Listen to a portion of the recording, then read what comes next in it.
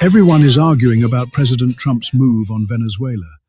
In truth, it's not about drugs, not about terror, and not about oil, at least not the way people think. They're missing the point. Venezuela sits on the largest oil reserves on Earth, over 300 billion barrels, worth nearly $17 trillion. But here's the twist.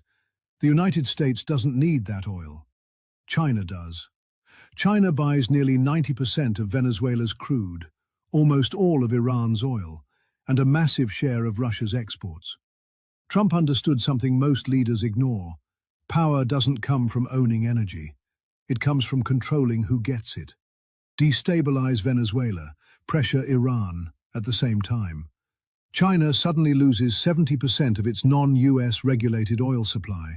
No fuel for a Taiwan war. No energy for AI dominance. No BRICS currency replacing the dollar. No shots fired. No war declared. Just leverage. As Marco Rubio put it, we don't need Venezuelan oil, but we will not allow this hemisphere's energy to be controlled by America's adversaries. This isn't chaos. This isn't luck. This is Trump playing the long game, outthinking rivals, reshaping alliances and winning without asking permission. That's not recklessness. That's strategy. Want to get it off your chest? You're in the right place. They accuse this show of being run by boobs. Well, let me tell you about us boobs. We're real and we're spectacular. Want politics and fun, sprinkled with a lot of laughs? Heard in every state in the Union and 1,000 cities around the world. We just finished 17 years of broadcast excellence. Now in our 18th year. The Dave Weinbaum Show is streaming live all over the world.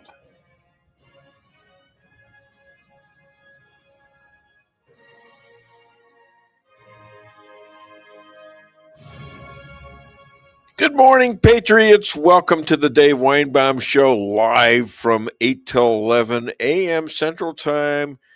Your Friday dose of unfiltered truth, constitutional wisdom, and no-holds-barred conservative truth.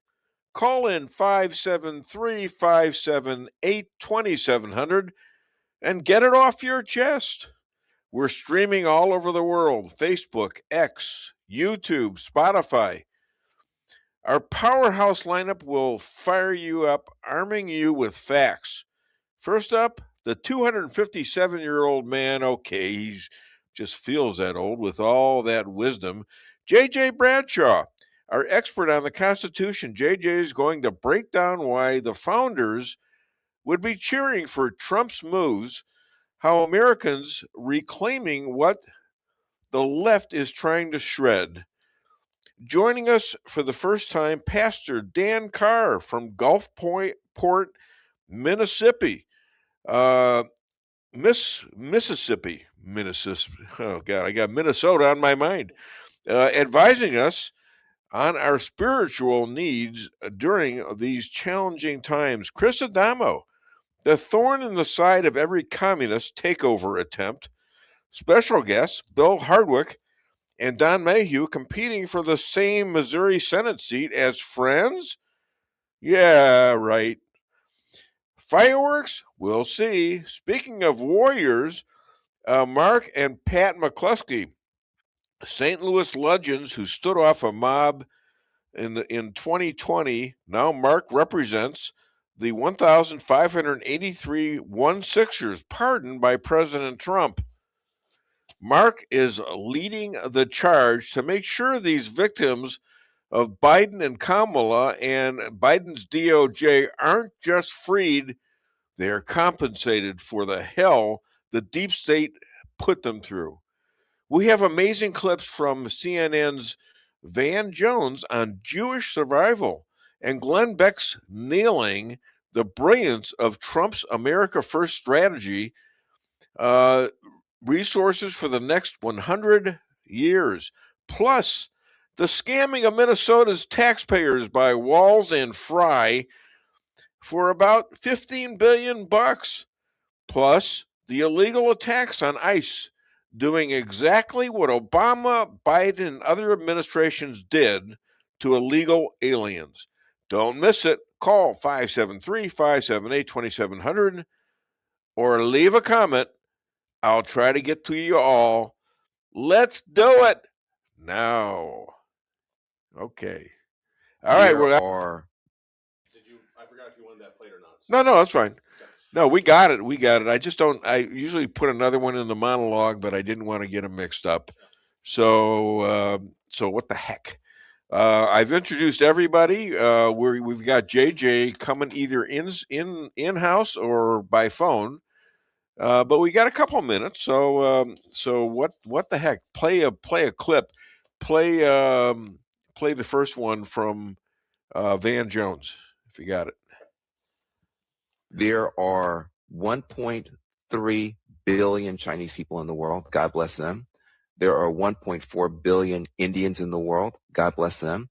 There are 1.3 billion Africans in the world. God bless us. There are 1.4 billion Catholics. I'm a Protestant. 1.4 billion Catholics in the world. There are 2 billion Muslims. There's only 15 million Jews left in the whole world. Only 15 million left. Their numbers would have been massively bigger if it weren't for the Holocaust and the centuries of violence against them before. And you have 15 million left, and half of them live in Israel. Half of them, by the way, if you want to play the color game, are people of color who are Jews that got chased out of Yemen.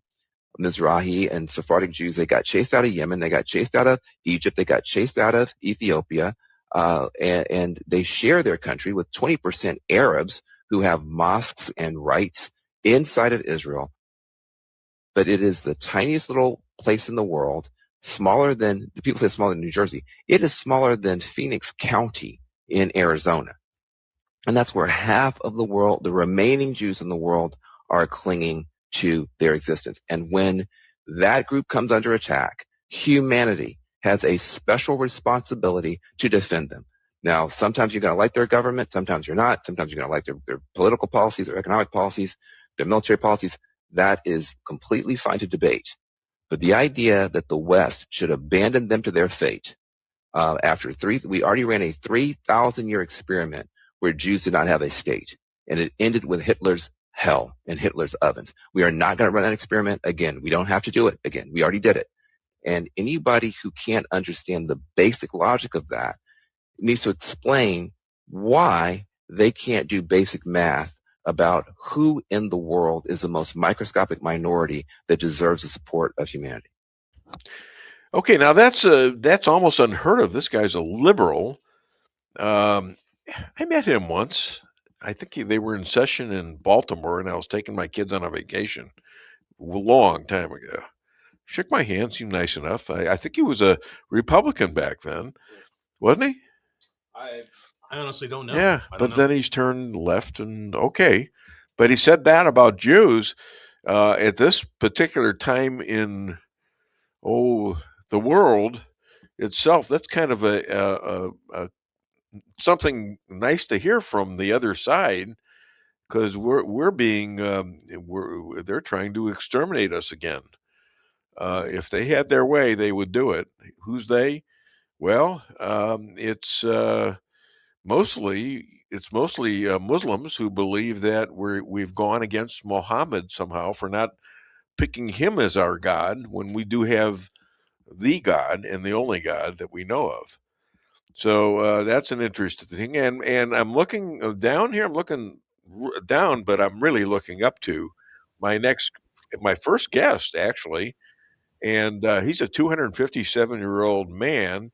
And he's been around for a while. And he's also a constitutional expert, First and Second Amendment especially. And he is used to hang out in the bars in Virginia, back in the days, and be buddies with Ben Franklin and George Washington and Thomas Jefferson. And he is the king of the Constitution here in this area. Please welcome, all the way from Rolla, Missouri, Jeffrey Bradshaw. Well, good morning, Dave. Good morning. How are you? Well, I'm pretty good. I had some technical difficulties on my end this morning and was unable to hear your monologue, so I signed on a little bit early. I thought it was good. Hope that's okay. By the way, I did it with the approval of not approval of, but my approval of their story from Grox, and I tailed down to my monologue. I find that very useful. Everybody's on A1. I don't have to pay anybody for it. I'm writing a book right now, okay, and I'm doing it with their help, and it's making it easier for me because they suggest things, they can tell me what they think is important. I might not sell a book, but what the hell, it sounds right. So, well, I'd buy your book, although I'd expect you to give it to me for free. You know, I'd sign it for you, even.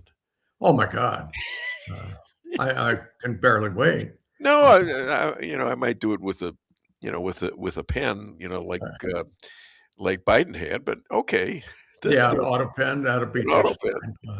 I'll no doubt sue you over that. I bet you will. Say, this week Minneapolis has taken over the news, and I have a few comments regarding that, and some serious thinking going on about Minnesota and all the things going on there. So let's start. The Somalis in Minnesota, their protected status has been removed by Donald J. Trump. Let's see, there are 2,471 of them that lost their protected status. Now, let's talk about this a second. This was temporary protected status, temporary, starting in 1991. We invited these folks into our country in 1991 because their country was in turmoil. Guess what? Decades have gone by, their country is still in turmoil. It's a steaming bucket of feces, and if I was any one of them, I wouldn't want to go back there. Yep. But their protected status ends March 17th. They're going to be leaving. Now, here's the problem. All the fraud that's been going on by the Somalis in Minneapolis and other places, 85 of the 98 people so far charged with fraud are Somali. Now, the more liberal of your viewers are going to say, well, that Bradshaw, he's a bigot. He doesn't like Somalis. He wants them out of our country. Well, say what you want. I don't really care. I do want them out of our country because they're criminals, and they're not bothering to assimilate into our society. You know, for many, many, many years, people came to the United States because it was the shining city on the hill, and they wanted to be Americans. Many of these people, and these are seriously Muslim, undereducated for the most part people, they just want to make little Mogadishu here, bring their terrible habits and their awful politics to our country and set up a little enclave. Sorry, boys, you don't get that. Trump isn't going to allow that. If I had a choice in this, I wouldn't allow that. Go back home. Go fix your country. We got enough problems in our country already. Okay. Have you been following Nick Shirley? I have. Because he's exposing even more than he did in the finding of the Leering school for kids. Yeah, the Leering school. Yeah, right. There's also a bunch of transportation companies. That's what he came up next now.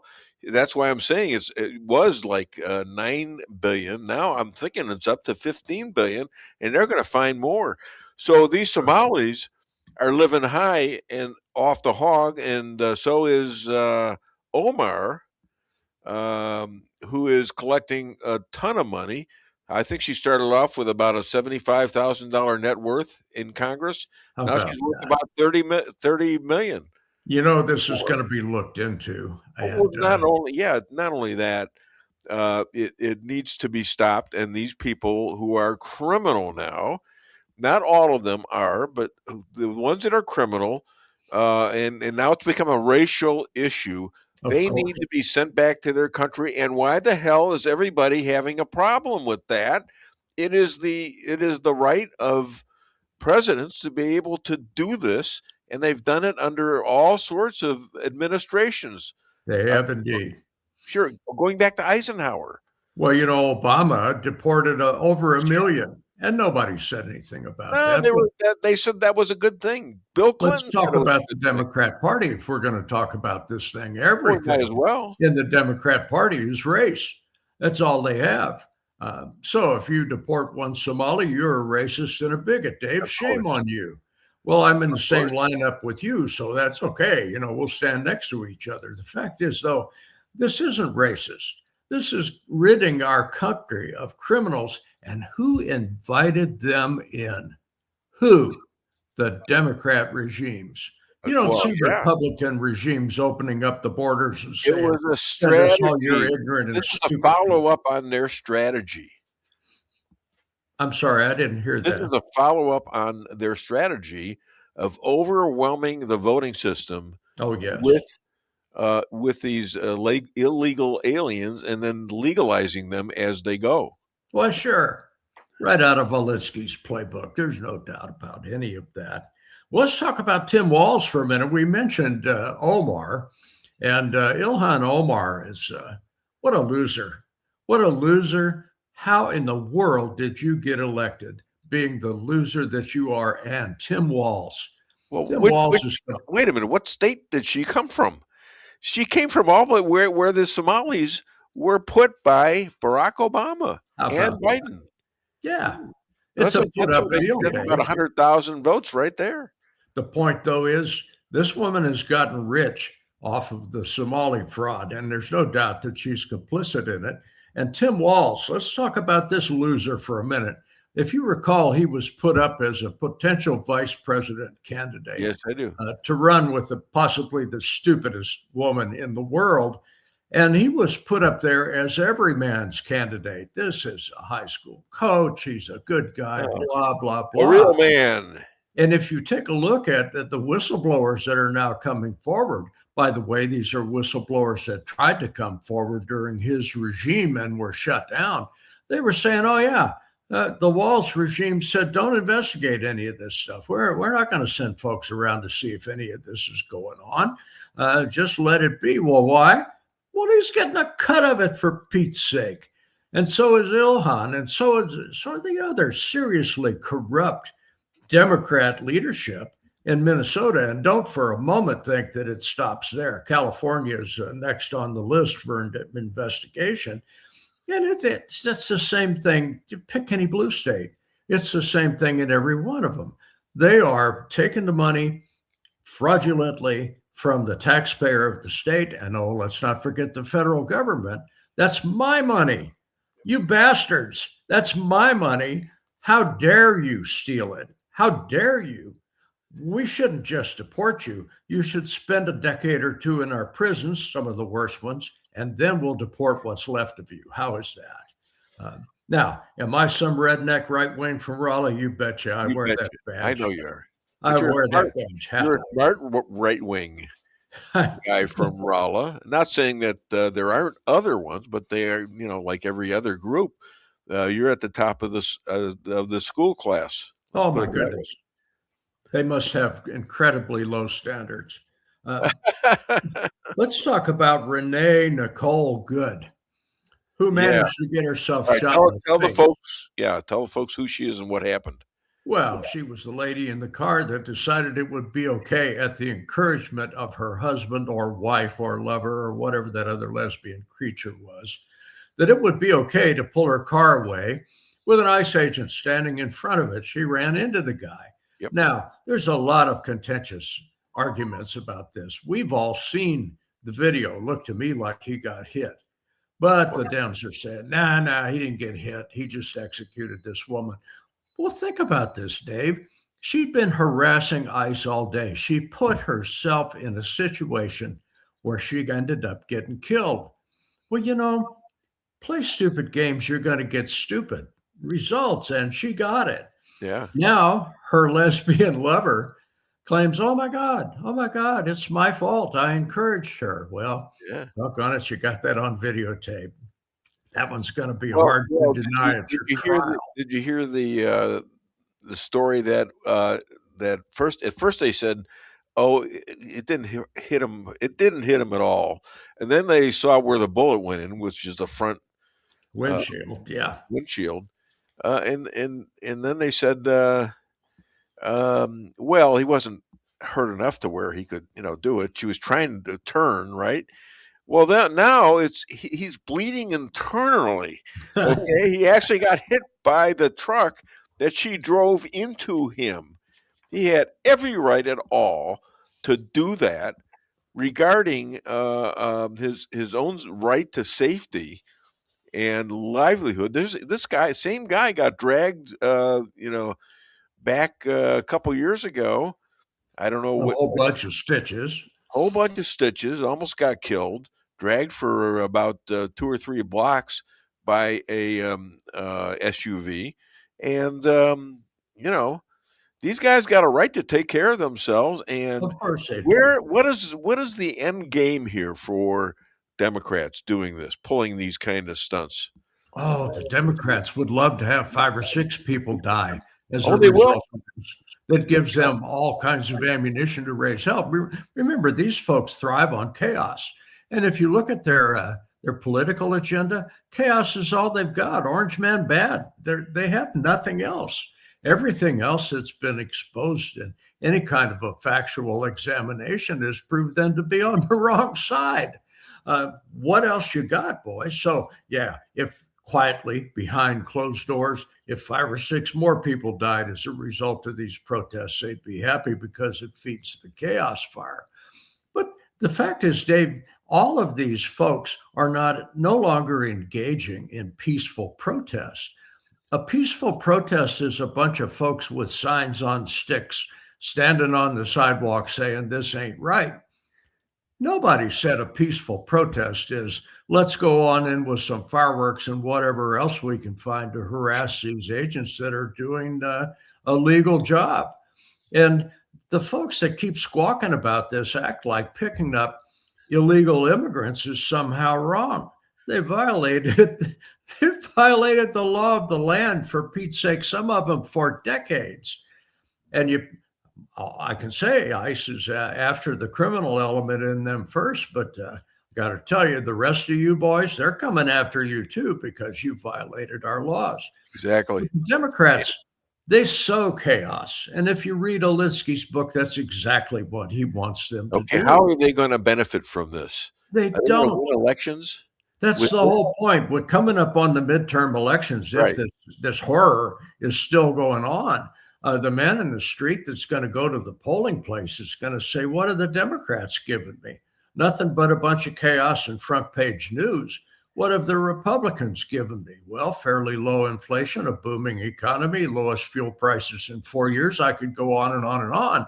So the Republicans have given them something tangible, and the Democrats have given them front page news. You have the mainstream media against what is happening in Minnesota. You now have Joe Rogan saying he's breaking with the president, saying, there's just too much. That shouldn't be happening.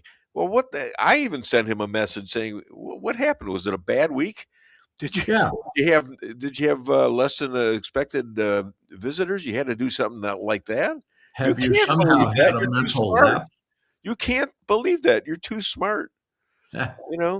Rogan is pretty smart, but one of the things you've got to look at is what is his motivation, and it's viewership, nothing but viewership. Well, I hate to say that, but it sure looks like it, because if you count the fact that he's been smart before, then of course at one time he was back in Bernie, I think. So I don't know. And then all of a sudden he got to Trump, and Trump, they had a love affair, sort of like the love affair Donald Trump was having with Elon Musk. Somehow they got pissed off, and Elon got pissy, and tried to blame Trump for the Epstein deal and all this stuff, and now they're loving each other again. Yeah, Elon has come swinging back because he sees what works and what doesn't. Yeah. Speaking of what doesn't work, I got something for you. Jasmine Crockett. Now, why for me? Crockett, I don't want her. God, you don't want her?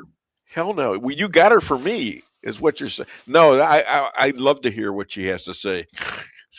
Yes. Wake me up when you're done, will you?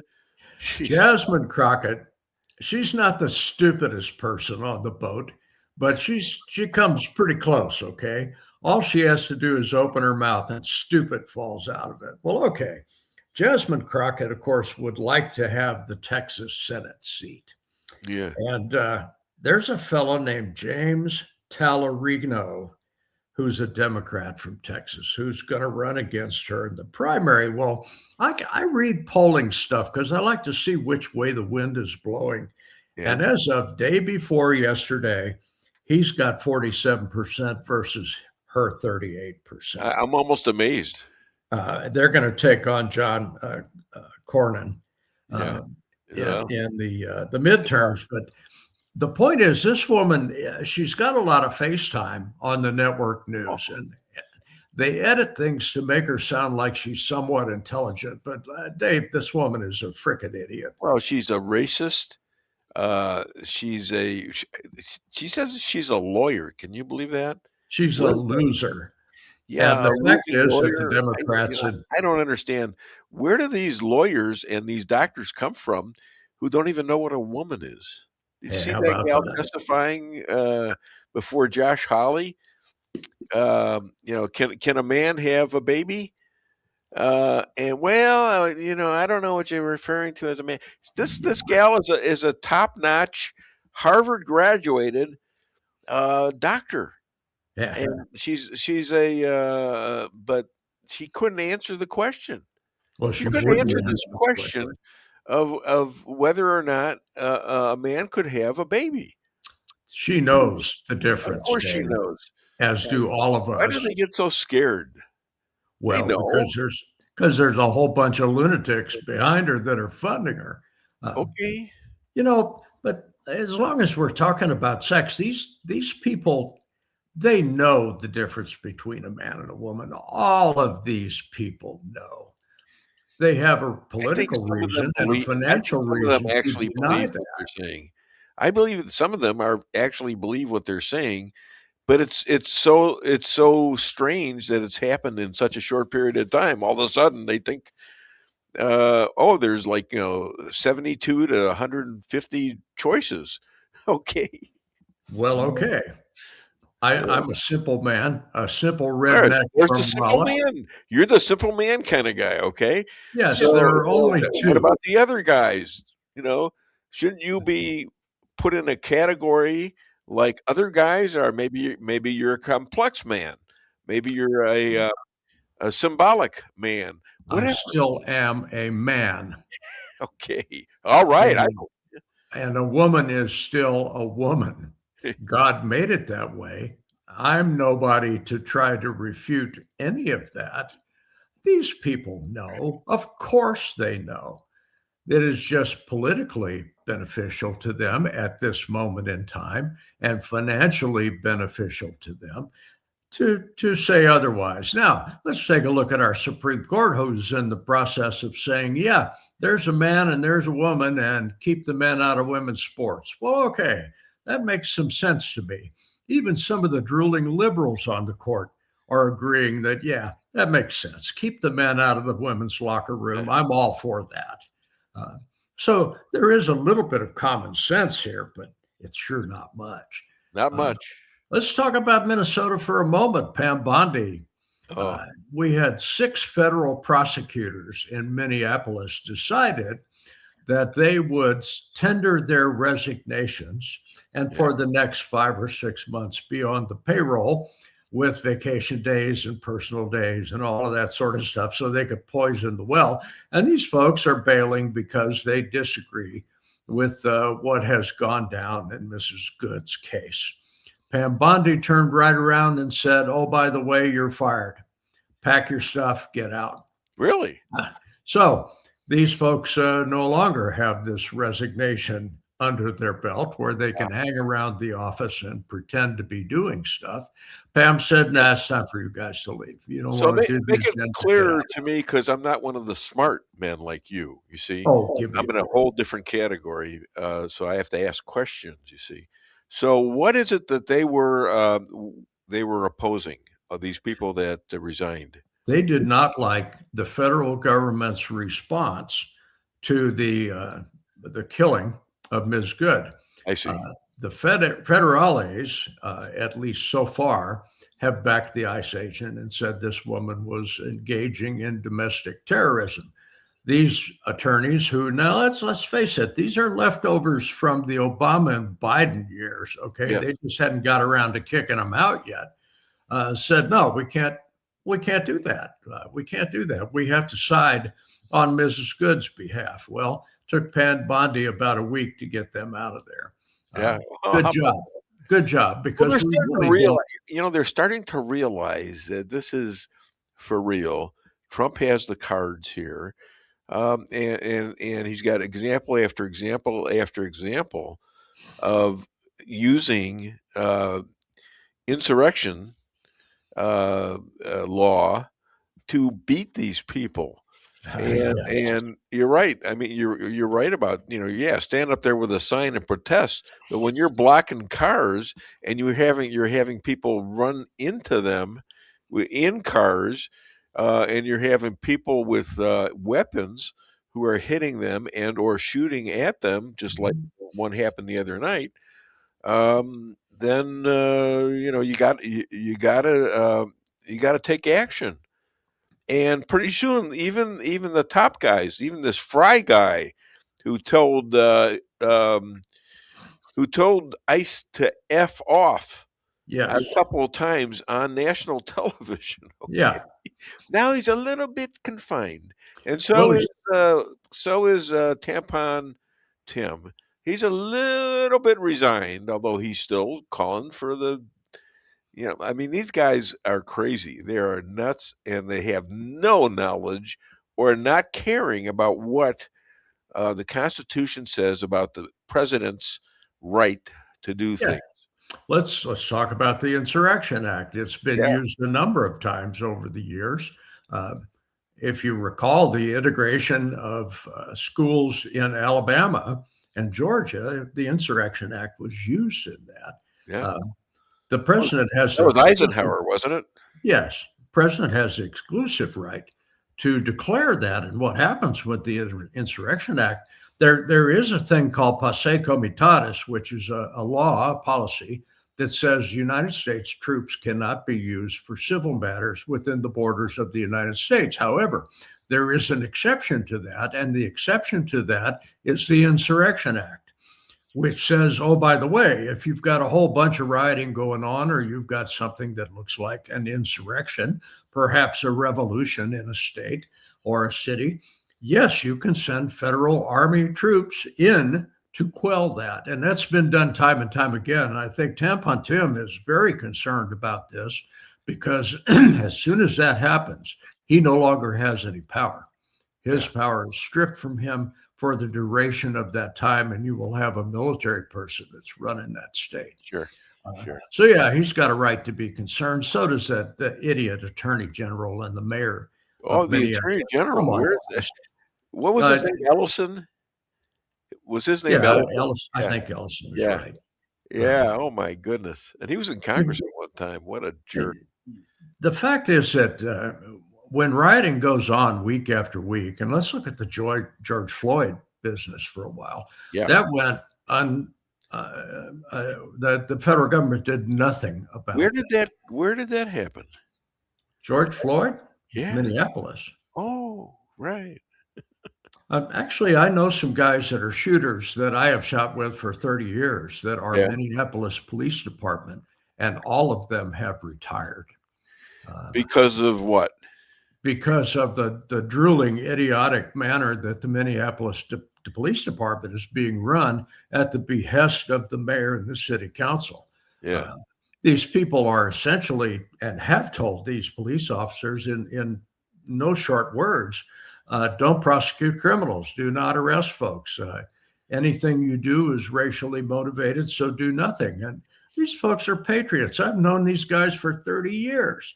And to the single individual, they retired and said, can't do this. Yeah. Had enough of this, can't do this. So they bailed. Sure. Now, what's neat about it is the guys are still shooting together, shooting competition together, even though they're no longer cops. They're actually pretty good. You know, you're like the orphs, like the doctors, old, retired, whatever, golfers. And only you got guns. You know? Yeah. I'd rather have a gun than a golf club, wouldn't We you? have 5-irons. You got guns. Well, 5-iron is you can hurt a guy with a 5-iron, but not like a gun. Well, you and I have known each other for a whole long time. Have I ever pulled a gun on you? Not that I know of. That ain't going to happen. I hope not. Those of us who are firearms owner, for the most part, are honest citizens, level-headed folks. Yeah. The criminals have guns, yeah. They obtained those out of the trunk of Guido's car back in the city. The rest of us, we do a little target shooting, we do a little fooling around, but are we a threat to anyone? No. In fact, you're an enhancement to everyone on the planet, because if you're going to pull your gun, you know it's to fight evil. You know that's what you're going to do, and you will protect a lot of people. So that's what America is about. Okay, you have to have self-protection, mainly from the government.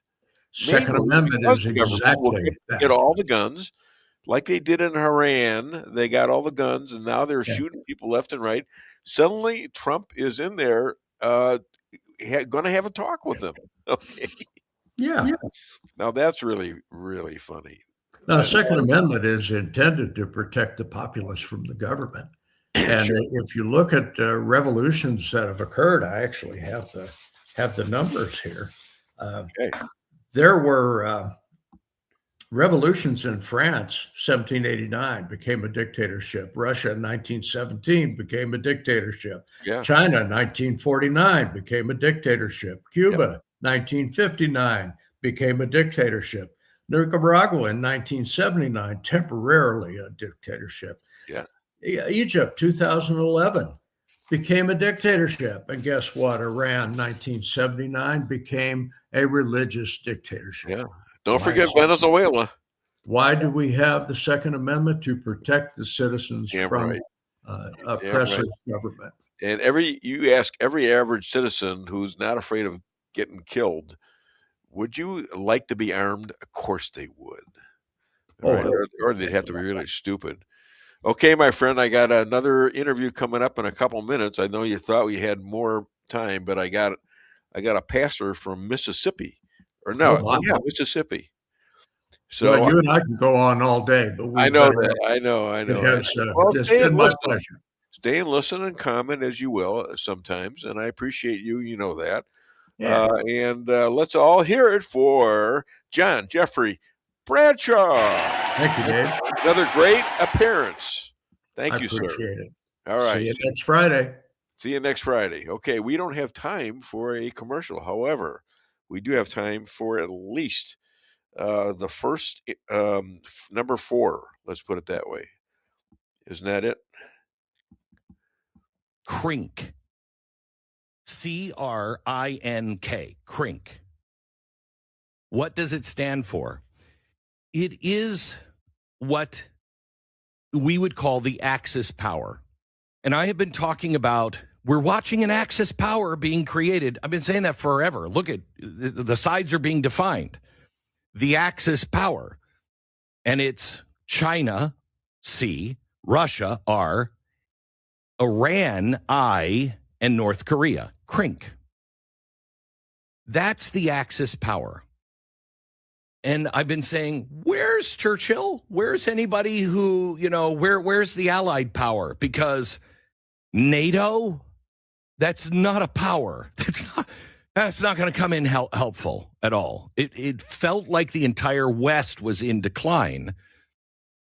We elected Donald Trump because we were tired of this, and we're tired of these endless wars and everything else. And Donald Trump had a vision, and he tried to tell me this, for the year leading up to the election. Glenn, I got it. You won't believe how fast we're going to change everything, and we're going to have a new American century. But it's going to happen. It's going to happen quickly. And I didn't understand it. I think I'm just beginning to understand it. He's not building an American empire. He is building something that I think is much closer to what we were hoping for or thought was going to be built in the 1990s when we talked about a unipolar moment, that America was going to lead, but everybody was going to get together because we're all free now. Okay, ladies and gentlemen, I don't know where my... I think he's working on his camera. Huh? I think he's working on his camera. He was there and then he went off, so he must be coming back on here. Okay. Well, I'll wait a little bit and I'll introduce him when he comes on. I think he might do this because I have a mystery here.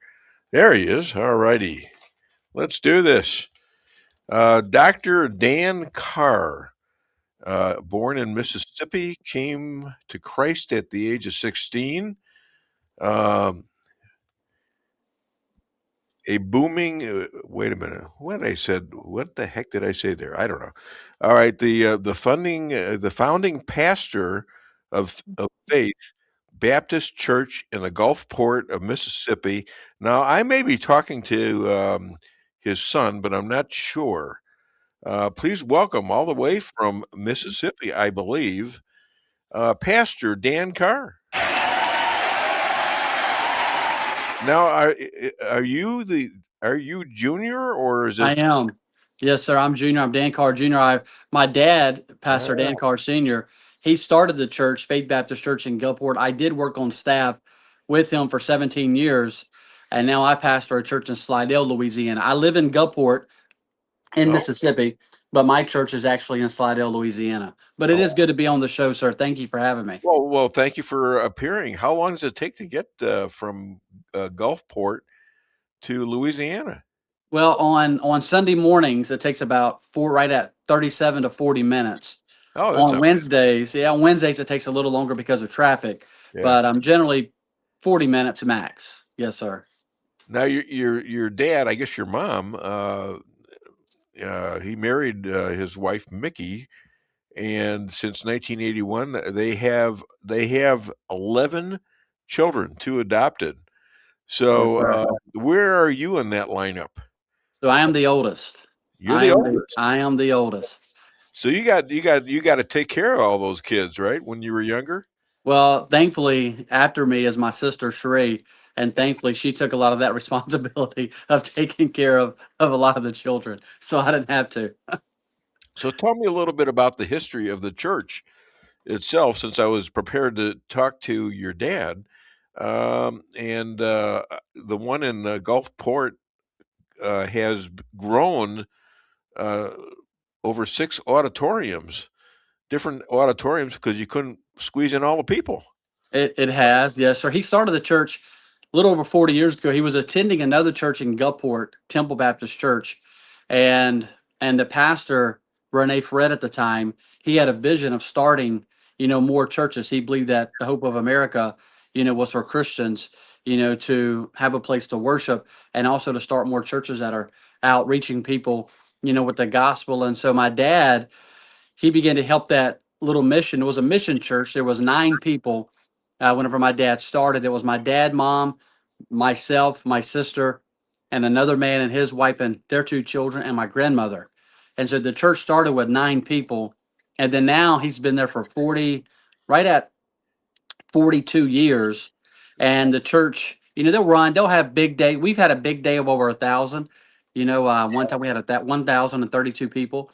And so, but they probably average on a given Sunday around close to 500 people, on a given Sunday. Pretty good. And so, but remember the church, we went through Katrina, with the church. Yes.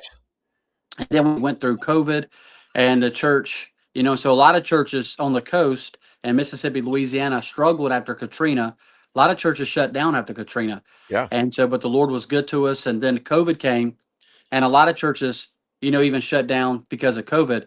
And I actually took my church in Slidell, Louisiana, 3 Sundays before COVID hit. And so they voted me in as pastor on a Wednesday night, and there was 12 people that voted me in. And then on Sunday, then there was 3 Sundays. And then on that third Sunday is whenever we had to shut everything down to do everything different as far as church is concerned. And so, but it's been a fun ride. It's been a lot of fun. Was that from COVID? So whenever COVID hit, a lot of churches had to do a lot of things different. And so we actually started doing church in the parking lot. We started doing church outside. Cars out there honking when you said something good, and that's right. Okay, yeah, I remember that.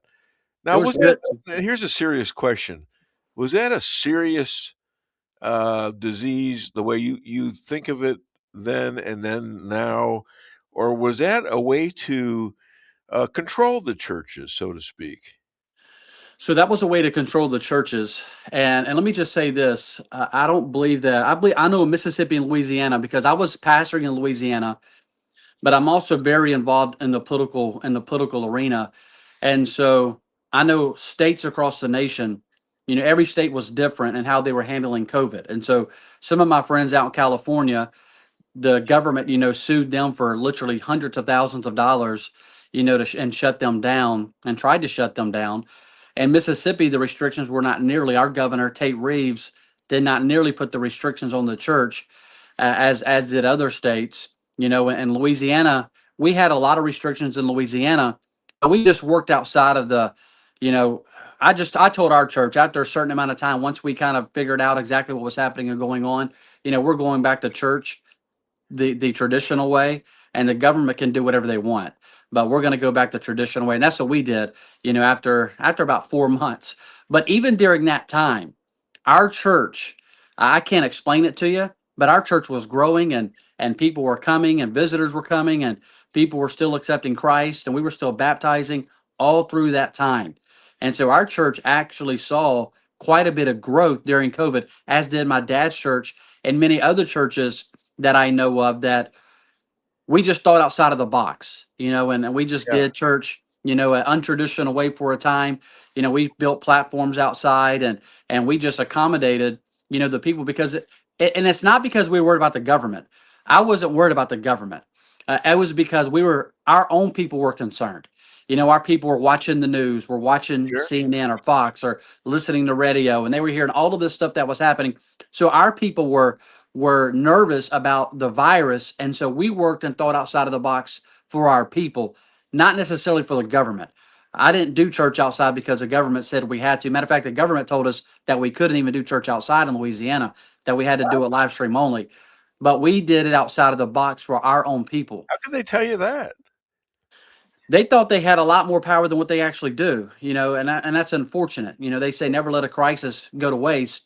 And so it was a crisis, and they wanted to capitalize just to see how far they could push the people and how far that they could push the church. And so, but our church, I can't speak for every church, obviously, but I know our church and many churches, we were thinking outside of the box for our people, not for the government. The government could do whatever they want. We were still going to have church. I know some pastors that were arrested. I know some pastors that paid a great price, in certain states, and had a lot of threats. Now, we were never threatened. My church was never threatened. I was never threatened, as far as being arrested, and we just continued doing what we did, thinking outside of the box for our people. And just not just ignoring them until they did something, right? Were you prepared to do anything if they did try something? So I was in correspondence with our governor, during COVID, probably every day for a certain amount of time.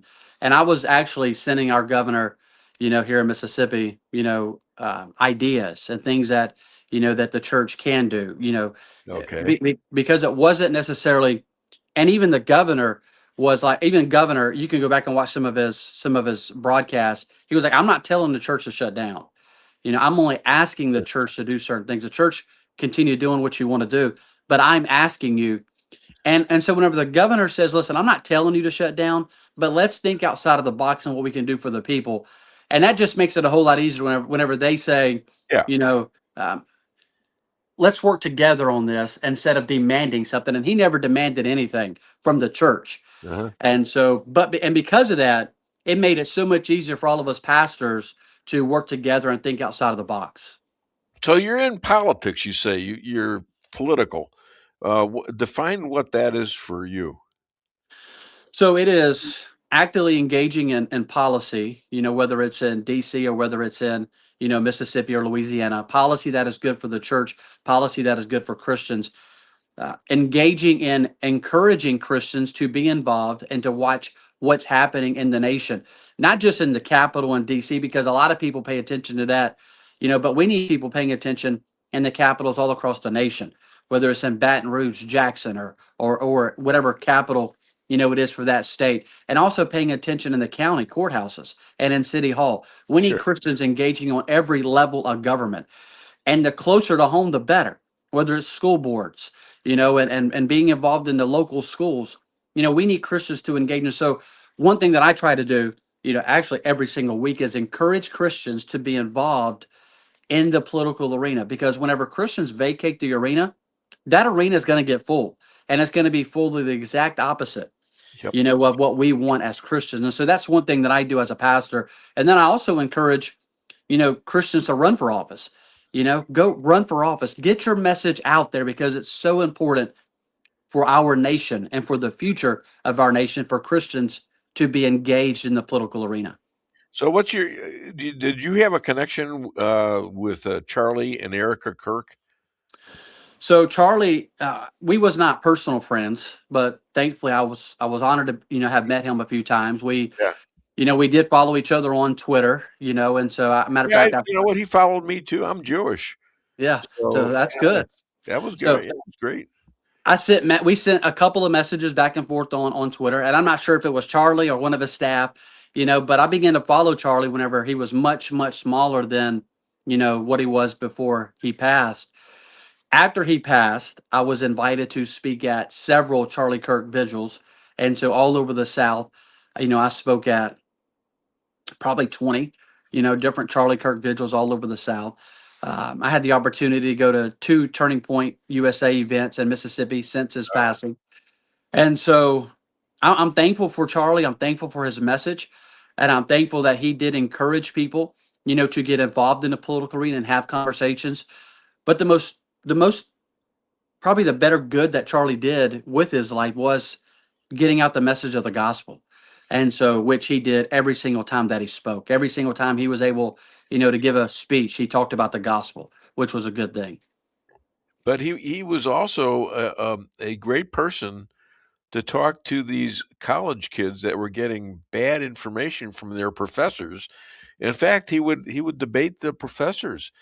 And then, for the most part, he made the professors look like fools in front of the students. And Absolutely. that had a lot of sway in elections, especially where Trump is concerned. I agree, sir. And I'm going to say this. I believe that Donald Trump is president today because of Charlie Kirk. And I believe this. By the way, he thinks so too. He's Absolutely. He's right behind me. Did you see him? I see him. Yeah. It scares the hell out of me when I go into the room and it's dark and suddenly there's this guy standing there with his thumbs up and he's looking at me. I tell you, we've only had this up since November? Yeah. And every time I walk in, sometimes I walk in and not paying attention. I get shocked. And Donald, you're right. Donald Trump knows that. He knows that he's president because of Charlie Kirk, and J.D. Vance is vice president because Charlie Kirk is the one that made that introduction and really pushed for, J.D. Vance to be our vice president. And so Charlie did a lot of great good. And Turning Point is still doing, good things. Well, somehow they're trying to blame the Jews for Charlie. I don't have any idea why they would do that, other than they just don't like Jews. Okay, and if anything, That's ridiculous. Well, yeah, but you got people like Tucker Carlson on there and Candace Owens. People that are, they're Catholic. Okay, and they come up with this this stuff about Israel wanting Charlie dead. You know, it's incredible. The Jewish population in the world is about 0.2 of 1%, and they can't find anyone else to pick on. Is that it? I mean, think I think it's ridiculous that they're blaming the death of Charlie Kirk on the Jewish people or Israel. You know, whenever it comes to Charlie Kirk's death, you know, and people would disagree with me on this, and that's fine. We all have our right to have our own opinion. sure. I think what happened was there was a kid, you know, 20 so years old, who was transgender, who hated Charlie Kirk, who wanted Charlie Kirk dead, who climbed up on that building and who shot, you know, Charlie Kirk. I don't think there was no nation behind it. If it was the nation of Israel, we have to remember who you're talking about here, Charlie Kirk. If the Jewish people, if nation of Israel was behind that, don't you think our vice president, J.D. Vance, would have something very, I mean, him and Charlie Kirk are like really like best friends. Yeah. Don't you think the vice president would have something to say about that? Don't you think the president would have something to say about that if it was the nation of Israel? Candace Owens has went down a rabbit hole. She's going down so many rabbit holes. You know, it's really ridiculous at just some of the things, you know, that she's saying and that she has done since the passing, you know, of Charlie Kirk. And to blame it on the nation of Israel is not only irresponsible, but I mean, it is just ridiculous. Yeah, I You mean, know, in my opinion. and none of them seem to remember uh, October the 7th, 2023. Nothing happened that day. It was a Yeah. lie or something, or there's nothing happening that day. I mean, come on, they killed 1,300 Jews in one day, including the UN participating, Hamas, and then bombed Israel from all over the Middle East with 8 different countries. All right. And when did they have time to have anything to do with Charlie Kirk? Yeah. Is my point. I mean, it's ridiculous. And Kirk was very friendly to Jews. He celebrated the Sabbath more than most Jews do, even myself. So I thought he was very sympathetic, simpatico with his Jewish friends. How about you? You know, as a Christian, you know, and I have several Jewish friends, and as a Christian, you know, the Bible that I read, you know, it commands me, you know, to be a friend, you know, to the Jews, a friend to the Jewish nation. Whenever I say that, people ask me, they say, well, will you agree with everything, you know, that Benjamin Netanyahu, or do you agree with everything that Israel does? I'm like, listen, I'm critical of my own government, right? I question my own government. So yes, I'll question Israel just like I'll question the United States of America. And I'll question any government. It's not about that. It's about protecting, it's about supporting the nation of Israel that God has commanded the Bible that I read, you know, commands us to be a friend to the nation of Israel. And the Bible says that if we'll be a friend to the nation of Israel, then God will bless. And I believe that one of the reasons why God has blessed this nation so much is because we have been a friend to the nation of Israel. And I hope that never changes as far as the United States of America. I hope that we never turn our back on the Yeah. nation of Israel. Listen, questioning Israel, questioning America, our own government, I'm fine with that. I question sometimes decisions that I make, but we should support and we should love and we should pray and we should do all that we can to help support, you know, the nation of Israel. And so I'm a friend to the nation of Israel, and I think that it is important for America to be friends to the nation of Israel. Well, that brings me up to my next question. I've had a rabbi on my show for 17 years. Can you believe that? And he actually goes out to the countryside. I met him in a church, believe it or not. We have a friend who's a pastor here. I'm in the McDonald's business, and her husband used to fix my refrigeration, and her son is sitting across from me. He's the producer of the show, J.P. Maxwell. And so she calls me up and she says, Dave, I want you to come to my church this Sunday. And I said, why is that? She says, well, I'm having a rabbi there, a real rabbi. I said, oh, yeah, okay, well, I'll let you know. And 5 minutes later, she gets back on the phone with me. She says, I know what you're thinking. I says, what am I thinking? She says, well, you're thinking that I'm going to try to convert you to a Christian. And I said, well, it might have crossed my mind since it's happened about 8,000 times in my life. And she says, no, you got to do this. This guy's legit. Okay. I says, okay. So I went in there, and naturally he was 15 minutes late. And when he got there, I noticed all the paraphernalia there, the yarmulke, the tzitzis that come out of the shirts and all that stuff. And then the real test was he insulted me. And we went on to insult each other for 7 times. And I knew he was legit after that. That's what we do, us Jews. We argue. Okay.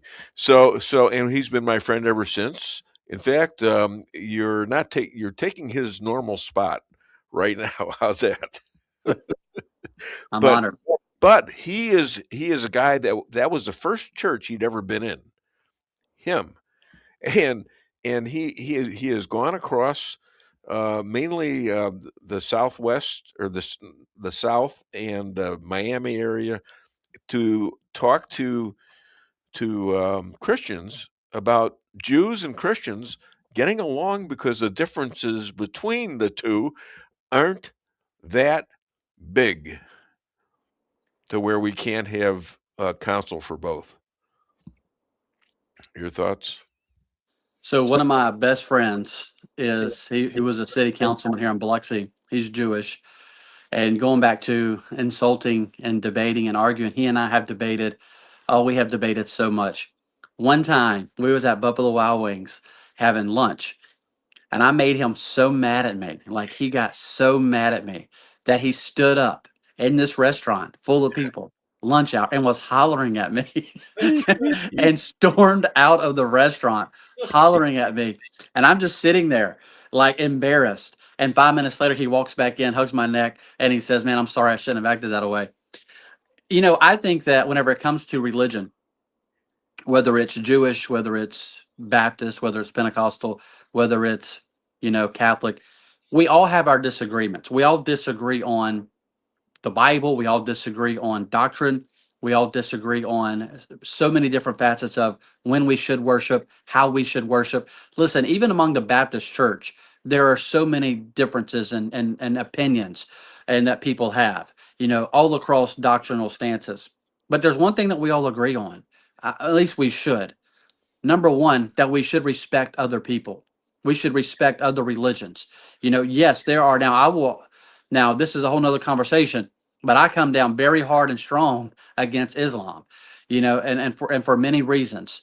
And that's a whole nother conversation. But whenever you look at, That's very interesting that you said that. I was wondering whether to get involved in that conversation with you. and so, but I believe that we should respect other people's opinions. We live in the United States of America, the greatest country in the world, and we should be able to worship God freely and how we see fit, as long as we're not infringing on someone else's rights, and as long as we're not hurting, someone else. I should be able to worship God how I see fit. You should be able to worship God how you see fit. Do we have disagreements on the Bible? Do we have disagreements on doctrine? Of course, but I should still respect other men and other women's opinion and their beliefs and their worship to their God as they see fit. Do I have very strong stances on doctrine? Absolutely. Do I have a very strong stance on who I believe Jesus was and who he is? Absolutely. Do I believe that he died on the cross? He shed his blood. He is the way to heaven? Absolutely. But everybody, doesn't believe the way that I believe. And Right. I can still love those people. I can still respect those people. I can still have friendships with those As long as their people. religion isn't, if you don't believe Muhammad was God, we will kill you. Correct. Absolutely. That sums it up. 100%. Yeah, absolutely. And as long as It's not even the whole Muslim deal. There's Muslims that live in Israel. Some of them fight with the IDF. I mean, as allied to Israel. And yeah, so I agree. And so what we have to do is, if in the space that we live in, the United States of America, I forget how many different religions there are. There's lots of different religions. that's just in the Christian market. Then there's no more in the Jewish market, Absolutely. or in the Muslim market, you know. Absolutely. And so, as long as, hey, look, I go to church on Sunday and I worship God on Sunday. You go to church on Saturday, you worship, your God on Saturday, Monday through Friday. We absolutely should better get along and go to work together and Yep. raise our families and go to sporting events together and enjoy life. And I believe that is so very important, Yes. for Americans and for Christians and for everyone. I believe it's important. Well, I think God wants us to succeed. I think. See, I say God, you'd say Jesus, but I'd say God wants us to succeed. I think He wants us to do a lot of the work, and if He likes what you're doing, He'll help you here and there. If you're not trying, He's not going to do it for you. Am I wrong? I agree 100%. The Bible says that if you'll draw nigh to God, he'll draw nigh to you. So there has to be our step first. We step and he steps. And so, and I believe, one of the golden rules that we all talk about is the Bible says, to love your neighbor as yourself. It didn't say love your neighbor that believes like you. It just says loves your neighbor as yourself. And so regardless of the color of skin of my neighbor, regardless of their religion, regardless of what country they're from, as long as they're legal, here in our Yeah, country, exactly. and even if they're not, I should still love people, Sure. love people, because the Bible tells me to love my neighbor as myself. Yeah. All right. Well, listen, my new friend, your new Jewish friend. Good. You're my new Christian friend. I actually have more Christian listeners than I do have Jewish by far. I think it's like 90%. Wow. So I want to thank you for showing up, and this Thanks was for having great. me on. Maybe we'll do it again if you're abiding to that. I'd love to. Yes. Want to let everybody know that we do have the link to Pastor Dan's Facebook account in the comments. So if you want to go and find out more about him and what he's doing with his church in Louisiana, just click on the link and take it right to his profile. So other than Dave Weinbaum Show, where can people find you other than that? Are there other points you want to make on that? So Facebook page, Dan Carr, YouTube channel, Dan Carr, Patriot Pastor, Twitter or X, Dan Carr. And so they can find me on theirs, on those three places, TikTok, Dan Carr. And so it's all Dan Carr, for TikTok, Instagram, Facebook, YouTube, and Patriot Pastor. And you'll better find me. And so once again, thanks for having me on. I really enjoyed it. Pastor, I sold my unicorn. I just never got the point. Ladies and gentlemen, Dan Carr, Pastor Dan. All righty. Thank you. Thank you, Pastor. Thank you, sir. Appreciate you. Thank you. All right. That's great. Okay, I enjoyed that. Yeah, we did. Yeah, let's go through the comments. We haven't done that in a while. I still haven't done my first commercial. Patricia Odin Maxwell, speaking of her, I talked about you, by the way. Sounding good, looking good. Go team. Okay. Roy Maddox, good morning from Oklahoma. Good morning to you. Got a picture of his dog there. And Ann Maddox, hello. How are you? I bet you they were calling for JJ. I believe that's JJ's daughter and son-in-law, if I remember correctly. There you go. Joseph Dalton, good morning, crew. Yeah, he's waiting on me to play the darn advertisement he just signed on to. And Shannon Reed, good morning. Happy Friday. Good morning to you, Shannon. Great fan. Richard C. Jeffrey, Mao Zedong said that power comes from the barrel of a gun. He is 100% correct. That is why leftists want to disarm us. Yes, good point. We better watch out. Canada could align itself with China. They are both leftist governments, and Canada fears us more than they fear communists. Yeah, but Canada doesn't concern me, though. I just don't, with Trudeau in there, he's not a strong. Trump wouldn't let it happen. No, I'm not worried about that. No, that's not something that's going to happen, I don't think. Richard Jeffrey again, and he's been on my show, different names, but and he'll be back, I think, once he fixes his stuff. Once I was chasing my wife down the expressway, but unfortunately, I passed her car. Oh God, that's just terrible. I could have done that with him. I should have read that to him. That would have been a great joke for him. Richard Jeffrey, we must love all people. That is what God commands. Unfortunately, all religions are not equal. Yeah, okay. It's kind of a mixed bag. Is that it? That's it.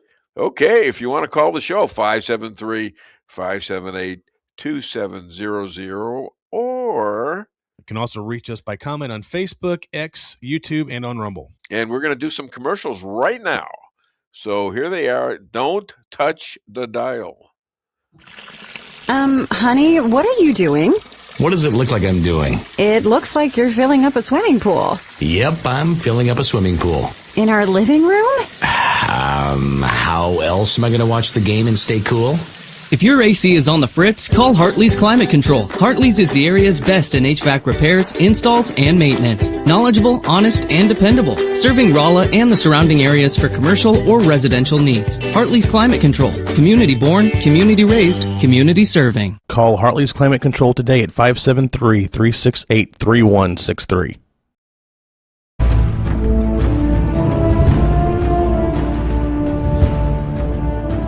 Never be too coy to tell your friends and family about koi sushi and hibachi.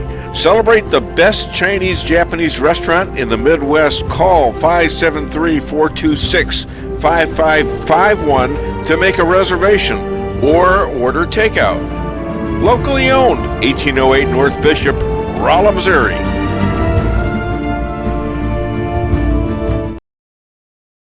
We can sum up McDonald's new crispy chicken sandwich in one word. Crispy, but also juicy and tender. Okay, it's crispy, juicy, tender, all one word. But then, also pickle. Oh, and potato bun, which is two words. Okay, we can't sum up our new crispy chicken sandwich in one word, so you'll just have to try it to understand it. Order ahead on the McDonald's app at participating McDonald's. Ba-da-ba-ba-ba. Merrill's Quarry and Asphalt, 40 years serving cities, counties, and everyday businesses with driveways for people who live and work in our little piece of heaven right smack dab in the middle of America. Call 573-578-9101 for your free estimate of rocking, rolling, paving, driveways, sealing, and striping too. That's 573-578-9101 for your free estimate. Your home is your castle, you don't need unwanted hassle. Don't let those creatures move in to stay. Let us protect your investments, that's what we're all about. Plank Termite and Pest Control will save the day. Plank is locally owned and family operated right here in Rolla, a Google preferred business. Our customer service and your satisfaction is our number one goal. So call Plank today at 368-3333. Plank Termite and Pest Control will save the day. At your locally owned Price Chopper, our standards are high because we know yours are. See for yourself what an incredible fresh selection of grocery items we have in store. Talk to our expert meat associates about what you're looking for. They're happy to meet any special requests like custom cuts, or see our expert produce associates on how to pick out the best fruits and vegetables. Quality in the deli means fresh, full flavor, and always delicious. If you're craving fresh baked goodness, we have that too. You can expect the best selection and the best value while interacting with our friendly and knowledgeable employees. You can find what you're looking for fast and easily at the best prices at Price Chopper. Fresh savings every day.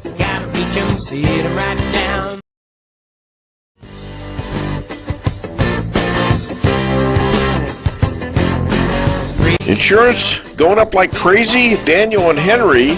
Insurance is one of the largest private insurance companies in the world. Richard Boyette, 314-444-5011. He's my guy at Daniel and Henry for 10 years. Business or personal, call Richard at 314-444-5011. He's the best.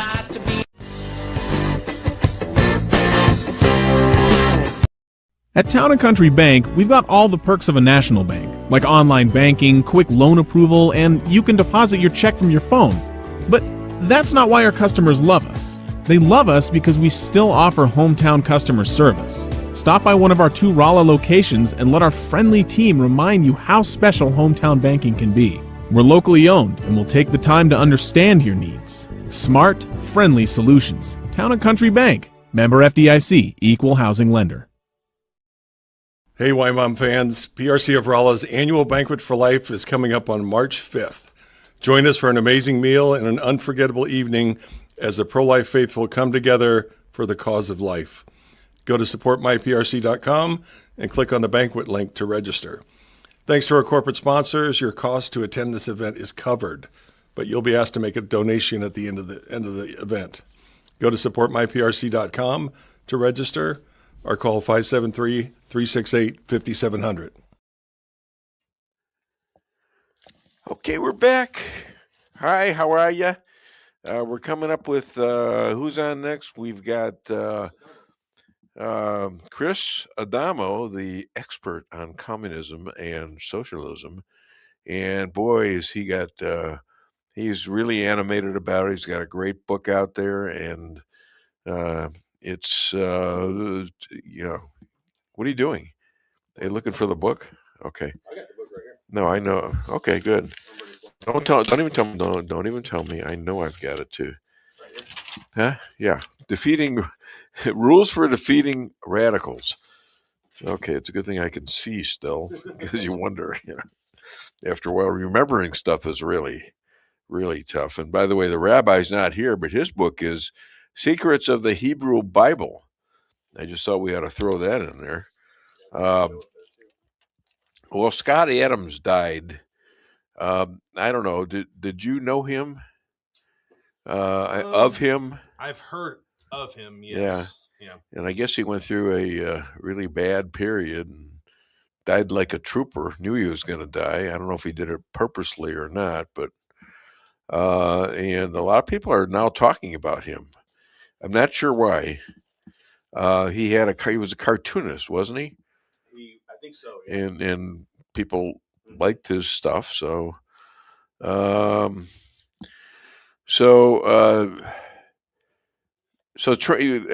It's going to be interesting conversation today with the McCluskeys, and I hope to God that Patricia's there and can participate, because she's a smart woman.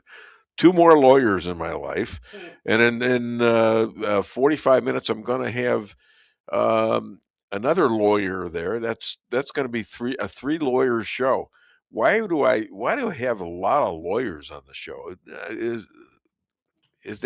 That's not popular everywhere? I'm not sure. I mean, 2 weeks ago we had Jim Avery, who's running for state senate. He's a lawyer. His friend that was with him, his Jewish friend, was also an attorney. Yeah, and him I didn't even know was coming. Right. Okay. We had Elad Akim on the show for years. He's an attorney. I mean, we've had attorneys. If it goes down to Charles Tote, who was my lawyer. He used to come on the show too, way back before you were even the radio time, right? Yeah. Well, he died in 2014 or something like that. 2013. Yeah. So no, I think it was 2014. Yeah, he was the guy that always looking out for me, and he handled my last divorce. And he brought me. He went to work for. He went to work for Sanders. I can't remember the name of my own law firm that I do business with right now. But anyways, it's downtown St. Louis. And he took me to lunch. This was not far away from when he died. And I had just met Lisa. And and he has me for lunch. And he doesn't know anything about that. So he says to me, let me give you some advice. Just got, divorced about 1.5 years ago. He says, listen, whatever you do, if you meet a woman and she has a flood or a fire or something that happens to her house that she's in, do not let her stay at your house. So I looked at him and said, yeah, oops, too late. He says, you idiot. You are an idiot. I said, okay, well. Somebody pretty with pretty eyes says, Yeah, well, and then you know what? You just I gotta had help out. just been on my show before I met Lisa. I was just on my show when it was at KTTR, and I says, I'm not for this. I'm just not gonna get married again ever. I don't even like dating now. It's just a pain in the butt. And that night I met Lisa. Okay, that night I met Lisa, and it was kind of a weird thing, It was just weird between us because she had worked for me when she was 16. Yeah. And back at McDonald's, I had no clue. I don't remember her working for me at all. But apparently, I made an impression on her because she said when I sat next to her at the restaurant, and I had just gotten her a glass of wine, and she turned around to thank me. She was sitting there with a bunch of her gal pals, and she says, "Oh, I remember you. You're Dave Weinbaum. I hated your guts." And she turns to her friend. She says, "I got to go. I don't want to be with this person." Okay, how's that? And so a great pickup line, right? Okay, I'm done with this one, right? Yeah. So her girlfriends would not leave, and so then she's got to sit there next to me after telling me what a a-hole I was to her or to everybody in my store at the time. I think it was just one store, and she we got to talking, and it seemed like that we were understanding each other back then. And so then we got together fairly quickly. And yes, she had a flood in her damn house. So like very shortly after we met and had our first date, she's living at my house. And then I have to go confess this to my lawyer, Chuck Toad, who rightfully told me you're an idiot. So a couple things here. Yes. It'd be hard to remember everybody that works for you because isn't the stat that one out of every 8 Americans have worked for McDonald's at some point in their life? So you can't remember everybody. Another thing too is they always say that you can't overcome a bad first impression. Well, apparently you did because. Well, I think she reverts back to it at times, though. I think you're right. I mean, I think you're right on that. Yeah. We do not get along at all times. Last night was a good example of that. Okay. She's dealing with a mom. Her mom's getting her eyes fixed, her eyes cataracts and stuff like that. Her mom's kind of old, and this has been her main concern. I got her running Melrose asphalt, so that puts a lot of strain on her. And so, I even got her flowers yesterday. And I was stupid enough to say after she brought me something to eat that I didn't like it. And I'm not going to tell you where she got it. Yeah. I just plainly said, "I'm sorry, I don't like this." I said, no, I was very calm when I said it. Yeah. But I said, just so she wouldn't know and wouldn't get it there. I said, "Look, if you got to get something for me, I'll find something, I'll eat it. Okay, just give me enough time and I'll cook it myself." And she didn't talk to me the whole night. Boy, she went to the bedroom. She was stamping her feet as she walked, and just sneering at me. Not a word. So yeah. Finally, this morning, same thing, stomping around. Okay. And I just grabbed her and I held her and I pulled her tight. And I tried to get away and she wouldn't let me go. Mm-hmm. Isn't that sweet? Isn't that, do you guys have that kind of experience? I want to know. Okay. Because I have been a mystery to women all my life, and women have been a mystery to me all my life. I just don't know how to handle it. And because we're different, we're so different, So I don't know what the hell, but it was interesting. So another thing you can do, and you have dogs, so this will work, is that she cooks something or brings something you really don't like, you can just and then just casually feed some to the dog. And actually, like you cleaned your plate. And actually, it's happening in a couple things. Okay. So there you go. So see, we're on the same line. So. But she understands that because we give our leftovers, a lot of them that are edible, to the dog. You have that, right? Yep, I've done that before. Yeah. If we get food now from you don't somewhere, do it in secret, do you? No. Now the food that my wife cooks is normally really good, so I don't have to worry about that. But sometimes we'll get food from somewhere to go, right? And it's not what you expect, or it's too much. So like, okay, I'll give extra to the dogs. Now we had an experience. We went on a cruise last week, and they wanted us all the food pretty much on your cruises are included. It's all inclusive cruise, but you can do more upscale stuff and pay a little extra fee. Well, they had this restaurant that's called Wonderland, and it's supposed to be based on Alice in Wonderland. It makes it look like they're going to give you dinner and a show. And we thought, that's kind of interesting for the kids and all that. Well, it's like $60 a person. I'm like, we're not doing that.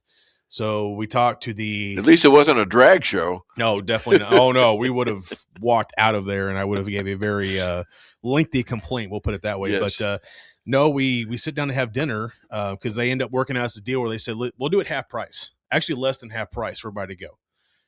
Okay, we'll do that. And so we thought we were gonna get this show, this great food. Well, they bring all this food. It's based on Alice in Wonderland. If you watch it, you probably see where I'm coming from. It's just weird food. None of it tasted good. Royal Caribbean. They do like more international stuff. So it's stuff we're not used to. Even my son from the kids menu, he did a burger and fries. They brought it out on a stick. Burger here, part of a bun, and it wasn't even like we tasted. It wasn't even real beef. It was. You like reminded me of dinner last night. Oh my gosh! So then it was something like that. The manager asked us the next day. He says, "So how was your experience?" We're like, "Well," he's like, "You can be honest." I'm like, "Well, we weren't real impressed." He's like, "Out of 10, what would you give it?" I'd say a 3, and that's only because the service was really good. The food was just terrible. Yeah. And I think they my mother-in-law actually ended up paying for it. I think they ended up giving her a refund and only charging her a very small amount because of the experience. About that. Yeah. And I didn't have a dog I could feed anything to, so we just had to kind of work our way through it. And it was interesting. All you can eat places in this Caribbean, like Sandals and things like that.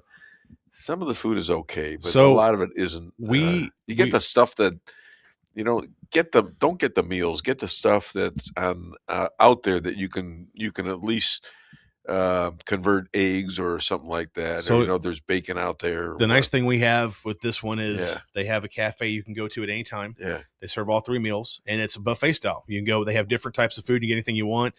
That works really good. And then they have a dining hall you can go to, and you get to pick this one. They have a menu, and you can pick from appetizers, main courses, desserts. You can have as much as you want. Yeah. And those, you have such a selection. If you don't like something, you can send it back. They'll give you something new. Sure. So that there, it's almost a can't miss, and all that's included. But this here, we paid an extra fee. I think my mom's got a comment here because she was on the cruise with us. And see, there you go. That dinner called Wonderland on the cruise was the worst food I've ever eaten. How did you really think? What did you really think it was about? All right, look, I have a face looking at me, and he looks mean today. I don't know why. Oh, look at he's mean. Can you hear? I can't hear you. You can't hear me? We can hear you. We can hear you. Are we going to start this stuff again? Oy. You can't hear me. Okay. He's not muted, so call me. Call me. Call me. Phone. Okay, call him. We're going to call you. Okay. Anyhow, we should do sign language. Shouldn't we? Oh, that's not going to work because not everybody knows sign language. Anyone got some sign language? We'll hire you. You see all these politicians out there doing this stuff. Do you really understand them? I mean, I wonder, how do you understand these people? Are there enough people there that have to use that in order to hear? Okay. Yep. I got some sort of problem at this end. I'm not sure what's going on, but lots of big things happening today. Twitter is down. Did you know that? No. Are you kidding me? Completely down. Yeah. Wow. Yep. I wondered about it last night. I thought I was not getting through to people last night on Twitter. So yeah, there's lots going on here. Do you have no idea? Is it in the news somewhere? Well, I just looked up online to see if there was a mass outage. I couldn't get connected, and it says there's a major outage going on. So, Chris, if you want to, you can rejoin through the StreamYard link for the video, and then we can just use the phone for the audio like we did last week and just mute your computer where we can't, it doesn't feedback. Okay, I'll tell you what, give me a minute and let me try to get back on, and because I might be able All right, we're going to play a clip, okay? Okay, and I'll try and get back on as quick as I can because we got lots to talk about. I know. All right, go ahead and do what you can. I'll call you right back. Please do. Okay, give us number 5. I did that, so 6. 6? Yep. Okay, you didn't do 6, right? Yep. Okay, keep going. We had these hopes of lollipops and sugar plums and everything was going to be great because we won and the science is settled. And we didn't realize that communism just changed uniforms. And we were entering this really very dangerous world because we would get fat and sassy and lazy. Donald Trump is changing and building a new allied power. And I told you a couple of days ago, and I think, we need to really think this through. I think he's given up on Europe. And I think he should give up on Europe, honestly. I mean, they can come to the table at any time. They can change their destiny, and I'd love for them to join. But until they decide they want to survive, they're over. So let me just take you through the things that are happening. And I want to get to Iran, and I want to get to Greenland. But let me explain first the power that he is building. Let's start where he started, in the Middle East. We have gone from endless wars to a loosely, U.S. anchored bloc. We're no longer walking in and saying, we're going to do it. We're going to nation build. Instead, he's saying, you know what? This doesn't work. And we'd love to help broker a deal between all of you guys. And, look what you can build. And let me help you with the framework so you can all get along. For 20 years, it feels like America, longer than that. The story of the Middle East was Americans go in, Americans retreat, and Iranians advance, right? Then in the first term, he came with the Abraham Accords. And Israel normalized with the UAE and Bahrain and Morocco. And now it seems like everybody is normalizing relations. It seems like everybody is normalizing relations. And he has taken the entire Middle East, which was available to all of the presidents in the past, but they didn't do it for some reason or didn't get it. They all don't want Iran. They know Iran is dangerous. He just took them all and went, yeah, you guys should all get together because you can actually be a global power and influence, but not with Iran. And so he normalized the relations between them. And it wasn't just a series of photo ops for him. It was he took the U.S. and aligned the economic and security architecture for everybody. Israel, the Gulf, potentially Saudi Arabia, and the U.S. Okay, we're back. And we're back with Chris Adamo with the phone. Can you hear me? I can hear you just fine, and I'm sorry about that. I've got something going on. What's that? I'm not sure. It has to do with my browser settings or something. But anyway, we're here. We'll make this work. Okay, okay, good. Do like the brave people of Iran and figure out what we got to use and make it work. I'm not even going to take the time to well, I should. This man confesses he eats gefilte fish with his pasta. He's an author, expert on socialism and communism. Please welcome Chris Adamo. So, just for clarification, yes. I eat gefilte fish and I love it. I don't eat it with pasta. I've never actually done really. That. What about matzo balls? You eat those? Oh, I love matzo balls. Yeah, I can do tell too. you stories about matzo balls. So, are you trying to accommodate me because you're Christian and No, I'm Jewish? when I was stationed in Korea, my roommate was Jewish, and every holiday his family would send him all the proper stuff to celebrate the holiday, and matzo balls. I became I had no total idea devotee you of- were in Korea. How I've known you a long time, and you never mentioned that. Well, I was in the Air Force in the 1970s, so I was in Korea back then. Okay, Yeah. so were you Still fighting the cause? Were you in the war? No. I was well after that. I was this was late 70s, and the war was Okay, I back was in the early wondering. 50s. But it's still a war zone. Sure. Still is to this day. And, So, a big win for accurate voting from the Supreme Court. Even your buddy General Flynn liked this. Tell me what happened. Well, okay, I'll be honest with you. I'm going to have to get a little explanation on that one. If we're looking at accurate voting, it's obviously a big win for America. Yeah. I've been watching so many other things going on that one got by me. Well, what do you? Well, you had it on your Facebook page. Okay. Well, again, I've been dealing with a whole lot. What do you think? I'm this smart? I cheat. I go on your Facebook page to find out what you're thinking about. All right. I was obviously, we were on the same page at that time, and since then I've moved on, and now I'm drawing a blank on that one. I'll probably remember it 2 minutes after we get off here. I think your buddy General Flynn even liked it. Well, that's good, and that's I'll tell you what, he's watching things very closely. He's seeing lots of things, and people should be following General Flynn because he's seeing lots of corruption that is sitting there completely intact as we speak, and that what they're planning to do is just reassert themselves. And if you look at everything we've heard, for example, out of Minneapolis in the last couple of weeks, the whole plan is we're going to continue our lawlessness for as long as we can, and then as soon as the Democrats, they think, have the House or the presidency again, they have every single intention of picking up right where they left off with all the Obama Biden corruption that they do. Yeah, which means destroy America and absolutely, destroy the Republican Party and have it all to yourself. And there go our rights to own guns, our right to speak. Absolutely, and you and I have been saying this ever since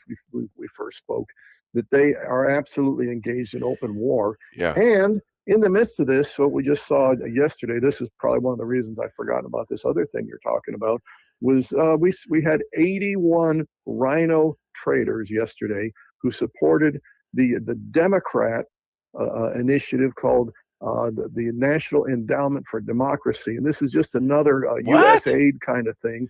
$350 million. Leftists own it, control it, and use it to promote leftist causes. And 81 Republicans voted to maintain it. Was this in the House? This was in the House. Does it go through the Senate? As far as where it is in the process right now, I'm not sure. I would guess it goes through the Senate. But the point is, we have. You want to know which 81 Republicans probably are on Epstein's client list or have some other form of total corruption and compromise, insider trading, and all the other things that are owned by the left? These 81 Republicans, they might as well just have turned around and voted for Kamala Harris yesterday. Well, they've got approximately 218 Republicans in Congress. And so that's a big percentage of them. It's a huge percentage. Most of them get by most of the time by just saying, we can, 3 or 4 of the ones that are in the real safe districts, they can vote with the Democrats. We'll lose the vote in the House. The rest of us can sit back and look. But this one, 81 of these Republicans, and it's probably because it's such a despicable, quote unquote, controversial bill that it's like, again, this is like, we're just going to go fund the Democrat Party. And 81 Republicans voted for it. My God. I'm sorry. I got another guy just walked in. He's only about 45 minutes, or he's 22 minutes early. And this is how he gets his kicks, is by beating out his brother who's running against him for Senate. So we will accommodate him here, but I'm going to be talking to you because I want to hear what you got to say, and I'll want to hear what he has to say later. But So what did you want to talk about then? The number one thing I want to talk about, and again, there's so much that these all tie together. The web ties together. Okay, the number one thing I want to talk about today is Iran. Yes, because that has the potential. That has the potential to change the entire world geopolitical scene. The son of the deposed Shah of Iran is Reza Pahlavi.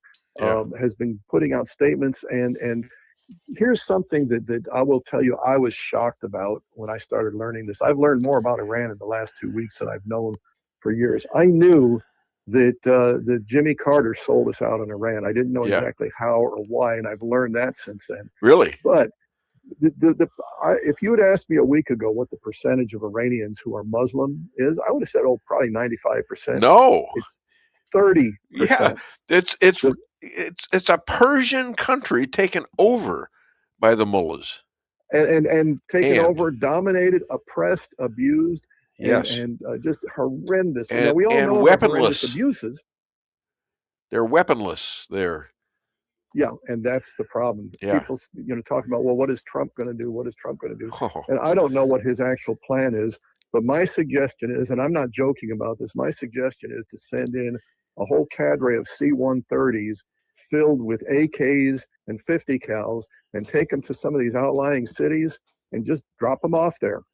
Because once these people have the ability to defend themselves against the mullahs, everything's going to change. But if you look at, and sadly, we look at the Iranians, the hideous oppression there. You look at what's gone on in England, in Australia, and in Canada, where the leftists have been absolutely iron-fisted against good conservative patriots like ourselves. And in all those cases, it comes down to the common citizen being disarmed. They couldn't get away with that without having a total disarmed populace. So what are your thoughts as to actually sending U.S. troops there? Well, I think there's a lot of things. It gets very complicated. And by the way, I would. That's what everybody's worrying about. Is we get into one of these wars like Iraq. Leftists are going to. Leftists do not want Iran to be free for the same reason leftists don't want anybody to be free. Okay, it's no more complicated than that. So leftists are going to do their fear mongering, their standard. Let's create a false scenario. U.S. troops dying in the streets of Tehran. Let's do that. Scare everybody. So we sit it out because leftists are fine with the oppression of mullahs and everything. Okay. Here's the number one thing that I believe Trump is considering, and I'm not a strategic expert, don't know what his generals are telling him, but if the U.S. goes into Iran and mows down the mullahs and everything and tries to clean things up, then it's us against them, and all of a sudden we're turning it into a colony, and all the standard crap that you're hearing about Venezuela, you're going to hear it about Iran. But if what he does is enable the Iranian people, the 70+% of the people that don't want these mullah monsters hanging people in the streets for not wearing their burqas and stuff like that, if the Iranian people are the ones that actually overthrow this monstrosity, then then they've won. Okay, and that's what we need to do is empower those people. Let's see. I see a message. Chris, do you think that Russia and China will come to the aid of the mullahs?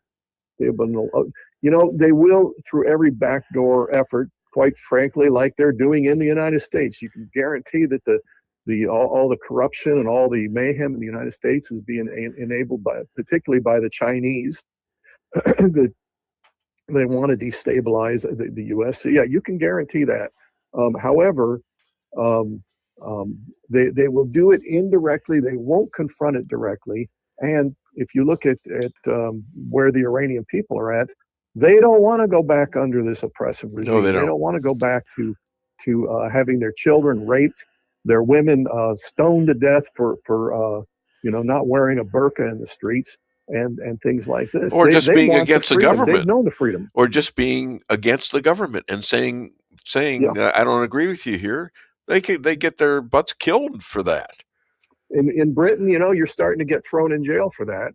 That's right. We're looking at passing similar laws in Australia. It looks like, according to Trump, Europe is lost, and they're not going to close to it. Yeah, very close and getting worse. It's not getting any better. In every case, Dave, in every single case, the leftists are on the same side as the Islamists. Yeah. Well, yeah. Yeah, and the one thing about it is he wants. I see you're saying like in this case maybe it's a good idea to have troops, but it wasn't a good idea in a lot of the wars that we did early on, which was Iraq. It was the first the wars against Afghanistan and things like that. Let me clarify. Yeah, I'm not saying we should have American troops, American boots on the ground. Yeah, I'm saying that there are strategic things that we can do to give the Iranian people the leverage they need to where they can actually stand up. Because right now they're weaponless against these monsters. Now, one of the things that's been happening is in some cases where that IRGC, the Iranian Guard, where the citizens on the street actually overpower them, well, then they get their guns away. Now, that's happened a little bit here and there. Yeah. And again, it just keeps strengthening the people. But if we were to arm them, if we were to drop off a C-130, parachute in a bunch of big boxes of AKs, all of a sudden the Iranian people don't have to stand there and be targeted by these monsters. So you don't want U.S. feet on No. the ground there, and I would agree with that. I mean, look, Iran is depleted, and are they going to get weapons from Russia? I'd say right now Russia is depleted. They don't have any money in Russia.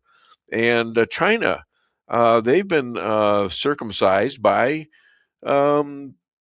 Trump. He's got the Venezuela oil that they're counting on, and they're not going to get it, obviously. So I think he's done things in such a way that the other side can't really retaliate against. So he's having his way, at least in the Western Hemisphere. With a few problems remaining in the Middle East, and then he's got the deals going on. These guys don't want that crap. They don't. They want to make money. He's got Greenland. I don't know what he's going to do about Canada. That's a good thing. That's a good thing to look at. But I think he's playing chess, master chess, and they don't know what they're playing because they took away he took away what they need. And it's not that we need the oil, it's that we are getting the control of the oil. It's who controls the oil. Would you agree with that? If you remember back when we had the Arab oil embargo and things like that, we were dependent on their oil. That's right. They were able to completely stonewall us, shut us down whenever they felt like it. Under now Obama, we're the new OPEC. Yep, that's what I'm saying, and that they're going to be. That's the way to win these wars without having thousands and even millions of people killed.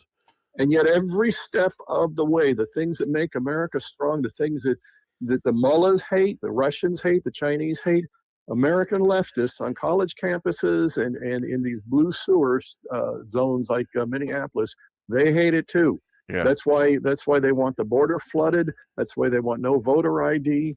And every step of the way, what we have got to realize, we Americans have got to realize that the left in this country is at war with us. This is not Democrats and Republicans arguing about where to fix the potholes on which streets in your neighborhood. This is people who are openly aligning with enemies of America. Yeah. Like they're saying, we're in World War III, but it's not a hot war yet. Maybe it doesn't have to be a hot war. Key word is yet. I've made a statement for several years now. We've talked about this since 2013. I wrote a column about this. We're in a civil war right now with our own government, with the Democrats. It's a non-kinetic war. Have you heard that term, non-kinetic war? In other words, we're not actually shooting people in the streets. Yeah, it's a non-kinetic war. The point is, a non-kinetic war only remains non-kinetic as long as the aggressor thinks he can win that way. Okay, my guy he's taking up my guy here, Mayhew. He's sitting there like he owns the place. He's got his phone out. He's there. The phone is ringing and all that stuff, and he's got all his competitors. He hasn't even his Sitting here competitor. minding my own business. I Yeah, mean, you know, that's what I'm saying. Yeah. You've taken over my office. It's a riot. All right. Anyways, so Trump. Do you realize that Trump talks to Mandani a lot? Just about every day. What the hell's going on? I didn't know. Going back to what you said earlier, Yeah. though, is Trump plays very strategically. Exactly. He's a businessman, and he knows how to dominate these situations. Mamdani right now is in posture mode. Okay, Yeah. that's where you portray yourself to be really not such a bad guy. You know, maybe he just wants the homeless people in New York to have a place to live. Maybe he's not so bad. This is how leftists always operate until they gain dominance. And the goal, and you can see it from Mao, you can see it from Castro, we could go through all the history. The goal of leftists is to play nice, convince you and me that they're not such bad people, Right. until they get to a point where we can't contest what they're doing. Then of a sudden, they get all the ugliness guns, comes out. and they have all the control, and Exactly. then that's when that happens. They're not going to, and they don't give it away. They take more and more and more until you are totally hopeless, and you do anything they want you to do. That is the goal. That's how they operate. So Yeah. yeah, I'm not surprised that Trump is talking to Mamdani, but the Well, thing that might be a good thing, because It is. maybe he'll listen. Excuse me. What the hell The was that? difference here is Donald Trump, he knows how to play this game. Again, you look at the art of the deal. Yeah. The art of the deal is not about let's all get along and hold hands and sing Kumbaya. The art of the deal is, how do I win? And thankfully, what Trump wants, the one thing he's been consistent about, and we've seen the proof, he wants to make America great. And so when he plays, that's his end game. And we need to understand that. The left, we need to also understand that despite what they say, they want to see Marxism, globalism destroy America.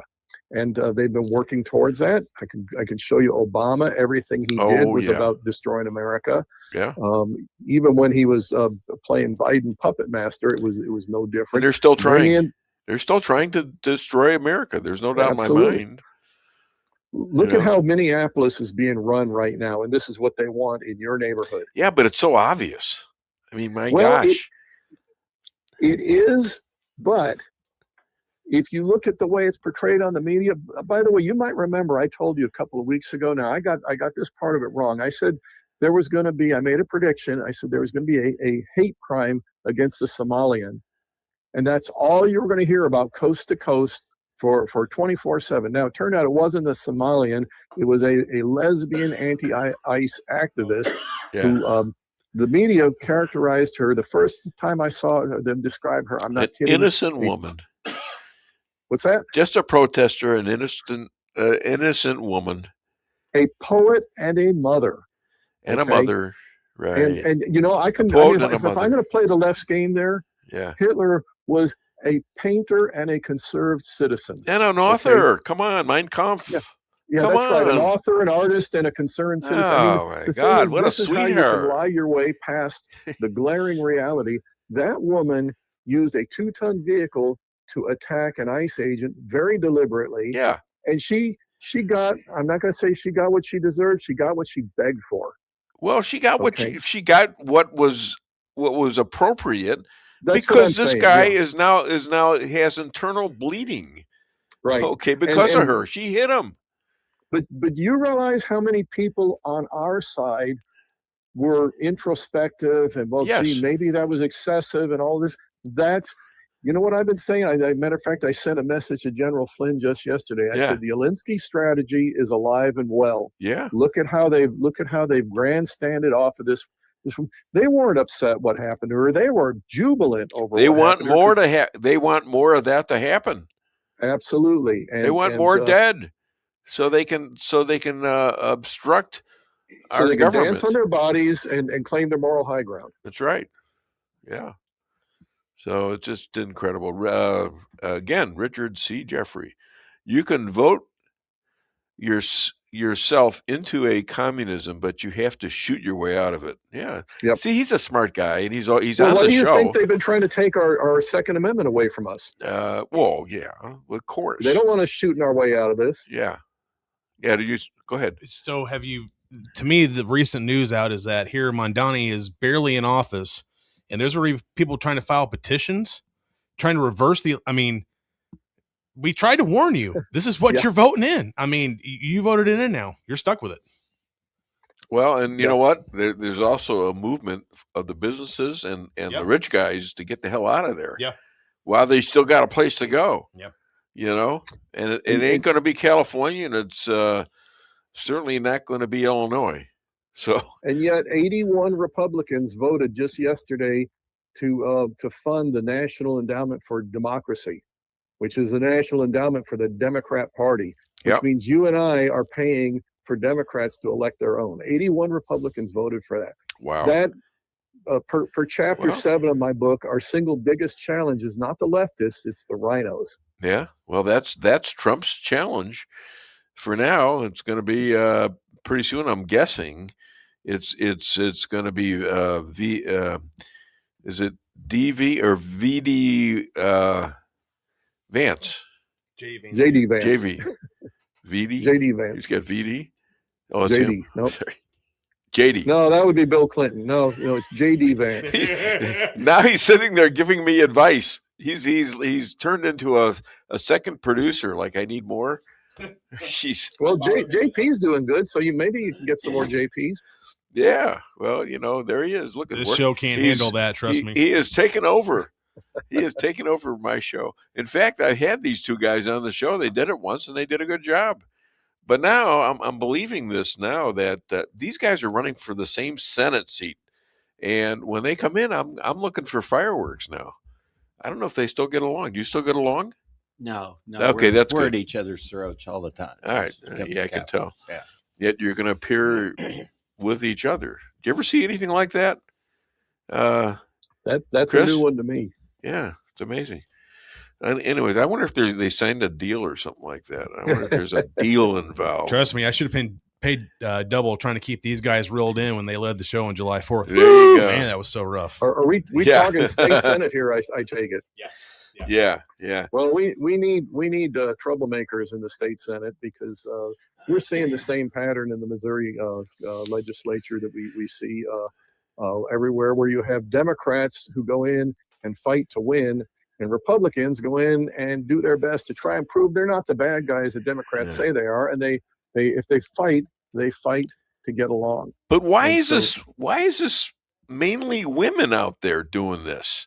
I mean, they're physical too. They get physical there are women in Minneapolis. Many of the protesters are, and they're the most vivid and most loud and most dangerous tactic wise of all of them. Is that for sympathy or what? What you have there, you actually have a very noisy, very loud contingent of feminists. Now, I'm not going to use the blanket term women because there's lots of great women patriots, but these feminists have been in public school from the time they were in kindergarten all the way through. These feminists have been told that they're Superwoman, that they're Wonder Woman, they can do anything, they can do no wrong, and if any guy dares to dispute you, he's a misogynist, he's a beast, and he's abusive, and you get all the rights, and he's going to face all kinds of repercussions for it. And so they don't see any boundaries on them. And I've seen several times recently where you've had these women go attack some guy, and he finally has had enough, and he hauls off and slugs him. Oh yeah. And it's like, what are you going to do? Are we going to let these venomous little feminists? Here's the solution. Here's the solution. The Babylon Bees consoles President Trump to trade its liberal women for Iranian women right now. And you know what? That would be a win for us. But, hell yeah. But the problem is, we do want, after this revolution in Iran is over, we do want to have good relations with the new Shah. We you used do that to him, he's not going to like you anymore. I know. Well, we used to have great relations. They actually like Israel in Iran. Can you believe that? The that Persians was love amazing to Israel. me. Huh? That was amazing to me. Again, between the way that Carter did it in the first place, and the media. You okay? Hold on. I'm having a fit here with my guest, who will be on in a minute. That they had him working for him for a little while. There's a book about it. I don't know if you've seen it or not. It's called the Bible. And there's a story in there about the children of Israel working for the Assyrians. So that's why they like them.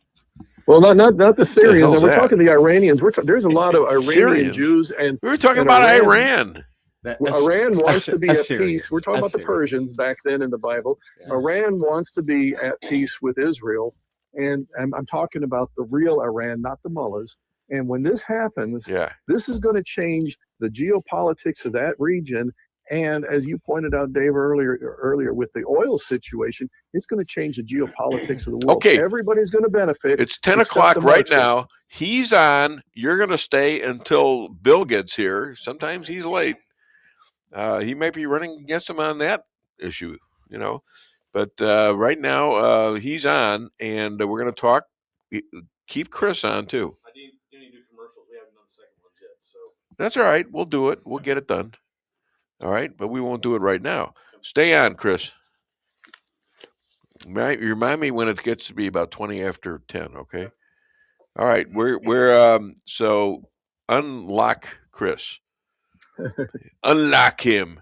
Okay, we have with us a man who's he's a state representative. He's an engineer, graduated college. And when you hear him, you'll understand, maybe why he did. But he is also running for the Senate against a gentleman who is a little bit late right now. And we're going to see these guys say they like each other and stuff. But I don't know. I think it's time that they got at each other's throats because, they're running against each other. You don't expect people who are running against each other to be nice with each other, do you? Anyways, please welcome, like I said, they're two peas from the same pod now running against each other. One half of that is Don Mayhew. Did I get anything wrong? No, not yet. You failed to mention that I'm I'm state representative in the. I thought I said that already. Maybe I didn't. I'm sorry. Didn't. Okay, well, I was wrong. State rep. I try to get rid of. I try to get done with a job. Well, I'm trying to juggle people here, and you come in. I noticed that. Yeah, well, a lot of the balls hit the floor. I might add to that. What do you mean the balls hit the floor? Yeah, so that's when you came in. That's what you don't want to do. That's when you came in 20 minutes later. I got to pay attention to you now and him. I was sitting here minding my own business. No, minding your own business. You're the one. You're on the phone. You're doing all sorts of minding your business. Well, this is the only business that should be going on in this show. Well, it's I figured that I would try to discover some topics online and in fact I did. Why don't you discover this in front of Chris? Why don't you ask him a question? Well, I wanted to point out that one of the hot topics of the day is that CBS found newsworthy was that there were fossils found in the Dinosaur National Monument. No. Yeah, who would have ever thought? Oh. Missouri schools have just been declared in St. Louis County derelict of duty or whatever. They lost their full accreditation from the state. They are now in what's called, because I had to look this up to make sure that I got it right.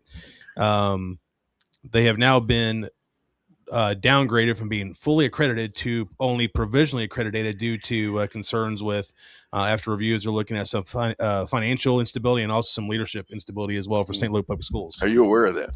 So that is a chronic condition with that school district. So it's for a period of time there, they only had one They only had one campus that was accredited. So that waxes and wanes and comes and goes. The financial condition is a continuous thing. They've been audited, found lacking in audits for several years in a row. Once again, at different campuses around the district. I mean, they have some of them that are still accredited. I don't know about this story here, whether it points out that all of them are, but just about every year, one or more of their campuses is not meeting accreditation requirements. Okay, I'm going to ask my friend here, Chris, and I have the final step in this particular segment. Somebody was a little late, but we'll be fine now. However, other than the Dave Weinbaum Show, where can people find and buy your book, Rules for Defeating Radicals, Chris? It's at Amazon. It still needs, obviously, when we look at how badly our side has done against this Renee Goode ruckus of the last few weeks, it's still much needed to fight the left. So, yeah, get it at Amazon. And God bless you all and keep fighting the good fight. You know, Chris, I heard you were robbed by an earthquake. It was a real shakedown. All right. That's enough. Thank you, Chris. Weekend, you have a great weekend, too.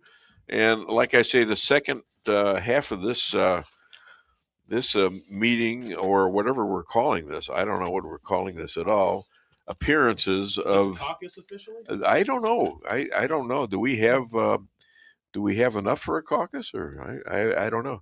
But I don't think we're going to carry where two or more are gathered in my name.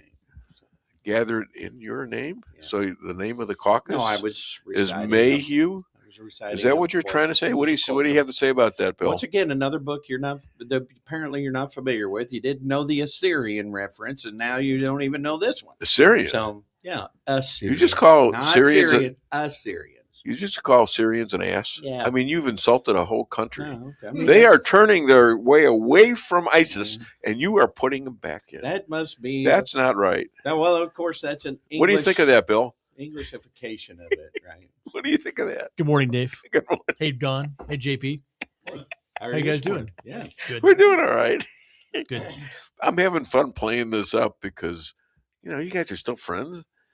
At this point, there's no friction at all, or you better ask Don. Huh? You better ask Don. Okay, Don. What are you up to? Not aware of any. He passed it to you. Not aware of any, unless there's something that he knows that I don't know. Well, okay, which is probably a lot. You still are great friends. Is that correct? And we will be when this is done. He's not saying a word. He is not saying a word. Yeah, I like Don. Okay. There's an endorsement right there for you. Okay, yeah, two peas from the same pod. I really like Bill. I think he would make a great circuit judge, for instance. Oh, wow. Is that a bribe? That's like a bribe, isn't it? No, it's not a bribe. You sure? We're just kidding. No, I don't think he was kidding. I was kidding. I was expressing an opinion. That's not a bribe. Oh, yeah. We got a couple comments here. Yeah. Okay. Holly Jones for Missouri. I am so glad I saw these two were going to be on. LOL. That's funny. Okay. See, we're driving up. And wait, Shannon, look at this. Shannon Reed, all of a sudden they're excited. He walks in the room, they're excited. I don't know if they're not an advertisement, just a PA. 2/3/2026 is Phelps County Day in the Capitol. Learn more about the legislative process. I think they're talking to you guys about knowing more about the legislative process. So which one of you knows more? Suggesting that we need to know more about the legislative process. Well, I'm not running. Well, we can always learn more. I'm not going to be running it anytime soon. Okay, so I guess it was for you. Well, I think people in general need to know more about the legislative process, don't you? Okay, Would you agree with that? Yeah. Should they be able to go and vote and then get the hell out of there? I tell them that all the time. Watch for the results and make sure there's no cheating. Well, no, I tell people that all the time. It's their building. Right. They already come up and show up in their building every once in a while. So this has been said. Trump has the highest testosterone ever recorded by a government doctor. Did you know that? I don't even want to know how or why we need to know that. Well, it's important. You're going to be you are part of a government already. You're about to take, one of you guys, the higher step of being a senator. And who knows where you'll go from there, you know? Well, I know where I'm going. And here's a guy, he's got more testosterone, according to the government doctors, than anybody. How much do we measure your testosterone levels in order to be eligible to run for president or something like that? So I have so much here that's probably not germane to the conversation, but tangentially involved, I would suggest. I never had to submit a test like that in order to run for office. I don't even know why we bother with it, to be perfectly honest with you. But there's only two genders, right? Well, it depends on what city you're in. Like in Minnesota right now, I'm sure there's by now 72 or 73. 70, yeah. At last count, it was 63, but I'm not exactly sure how that definition works. But we also found out that at least there are learned counselors that are trained enough to present to the Supreme Court who can't even make that distinction. In fact, there's at least one member of the Supreme Court who cannot identify even one gender. So, yeah. Well, you have doctors that can't do it, according to Josh Hawley, who actually questioned a doctor yesterday, a young Harvard graduated doctor, and she couldn't figure out what the difference was between a man and a woman. And she's a doctor. And scientifically, can you tell me what the difference is? And she says, well, and just she wouldn't answer the question. Yeah. So if you guys are asked that question, what do you say, Bill? A woman is adult human female. A woman is a what? Adult human female. Yeah. Yeah. Okay. Yeah. Can men have a baby? Well, so you look at the definition of female. Female says it's the sex capable of bearing children. Doesn't mean that individual persons can bear children, but it's a sex capable of bearing children. Okay. So it's implicit in the definition. But it's not the question I asked you. Can a man? Well, no, a man can't. It is an answer. Okay, so that's implicit in the definition of woman. It took a couple, but no, it's implicit in the definition of woman. Okay, and do you agree? Well, it's pretty clear to me. I mean, I'm not a biologist. Answer the question. I'm not a scientist. I can tell the difference between a man and a woman. Now, that may require further investigation. Can a man have a baby? Can a man? Well, I'm glad you brought that up, because the question that Senator Hawley was asking was whether or not a man could have a baby. And that's where... Yeah, okay, can a man have a baby? That's where the doctor was having trouble. Yeah. Well, it's clear. He can hold a baby, but can he deliver a baby through his body? So as my colleague just said, the definition is clear, and it is that sex which can be pregnant, right? Yeah. So a man, by definition, cannot be pregnant, and so therefore cannot have a baby. Okay, I can't believe we're actually asking this question. I can't either. Amongst us, but it's a big deal everywhere else. Only there. No, the definition is clear. Huh? Yeah. The only man that can carry a baby is Arnold Schwarzenegger, and that's it. Yeah, he did it, didn't he? Yeah, it's Junior. In a movie. Did he do it? No, it was a film. Oh, it's a trick of Hollywood. Okay, yeah, right. So let's talk a little bit about what are you doing? I'm taking your cough drop. Oh, okay. Sorry. Do we have any left? You want a cough drop? Oh, yeah. Because I believe after he gets one, you just feel like that you're going to offer me one. Well, I'm trying to be fair here. Bad. That one's maybe used, but that's all right. Well, so I was only real sick once, so that's okay. And these are like from a year ago. I don't know. How the hell do I don't think so. What's a year? Here. This is from a fresh one. Thank you. Oh, God. Okay. Okay. Now I'm going to have one too because I feel left out. Is it okay if we're not doing a commercial for Ludens and we can get back on some policy or some other topic? Okay. Is that okay? So sure. Oh, was that me doing producing again? I'm sorry, I didn't. Sure. What's your major ploy or strategy to be the senator, the new senator, other than him, and I'll throw it to you, and then I'll throw it back to you. What is your main issue? My main issue is limiting government and freedom and making people's lives better. I think you want a senator who is going to help, protect Rolla, protect Phelps County, help it grow, help the university prosper. And at the same time, if there are bills, and there are a lot of bills that take freedom away from people, that grow government, that are unconstitutional, you want somebody to be strong and make a decision and stand firm in their convictions and fight against that. And so, I guess my value proposition is that if I'm the senator, you'll have somebody who really is looking out for this area in a way that never has before. And you'll have somebody who really is stopping the stuff that's take your freedom, stand strong. And you can be proud of that. Okay. Don, same question. Yeah, that's obviously ditto there, but all of that revolves around the money that we spend. And so the budget being the only constitutional duty that we have in the legislature, and also the thing that either enables or prevents some of the things that my colleague just mentioned. And so it is extremely important that we pay very close attention to our budget. If you want to look at what we're doing right now, we're pushing $55 billion for the budget that we have. And by way of example, the House of Representatives put a bill forward last year after a governor's recommendation of about $53.5 billion last year, and we cut $4 billion out of it, sent it over to the Senate, only to watch them put that $4 billion right back in. And we were able to do that without firing a single person or cutting a single program. And so, in other words, no one would have saw different. You had the cut set in the House. Yeah. And you sent it up to the Senate. Yeah. And they put it back into the bill. Yeah. Because as it turns out. So where's your control? Is that now why you're running for Senate? Well, 100%. Okay.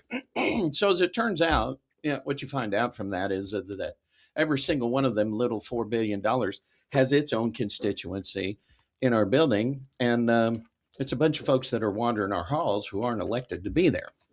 Mm-hmm. And so that's how that kind of stuff happens. And we need leadership over in the Senate who has the ability to say no to those people. Okay. All right. A comment on that? I think that's right. I mean, I've been thinking a lot about the transition or the degradation from a republic to something else, whether it's the Roman Empire or any other country that try to have a constitutional republic. And part of that is what Don talked about, which is that we use our budget process not to spend for the general welfare, which what the U.S. Constitution says, spending for the general welfare, but you have your pet project, your pet design. And so the appropriation process has more and more people that come to the trough of government to kind of grow it. And for that individual entity, that individual project, that's beneficial.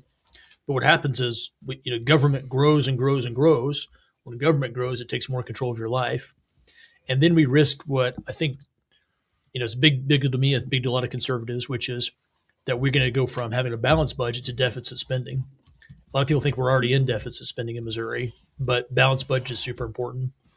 So we have to be fiscally responsible, but off of that, we cut off the food supply to the government that tries to run your life. And it's just not fair to have that, pick winners and losers, cronyistic capitalism. Spending should be for the general welfare, for the good of the state. And the budget process is too much of that, where people come, they influence folks in the building. And somebody does got to say no, because we have to. There's no way around it.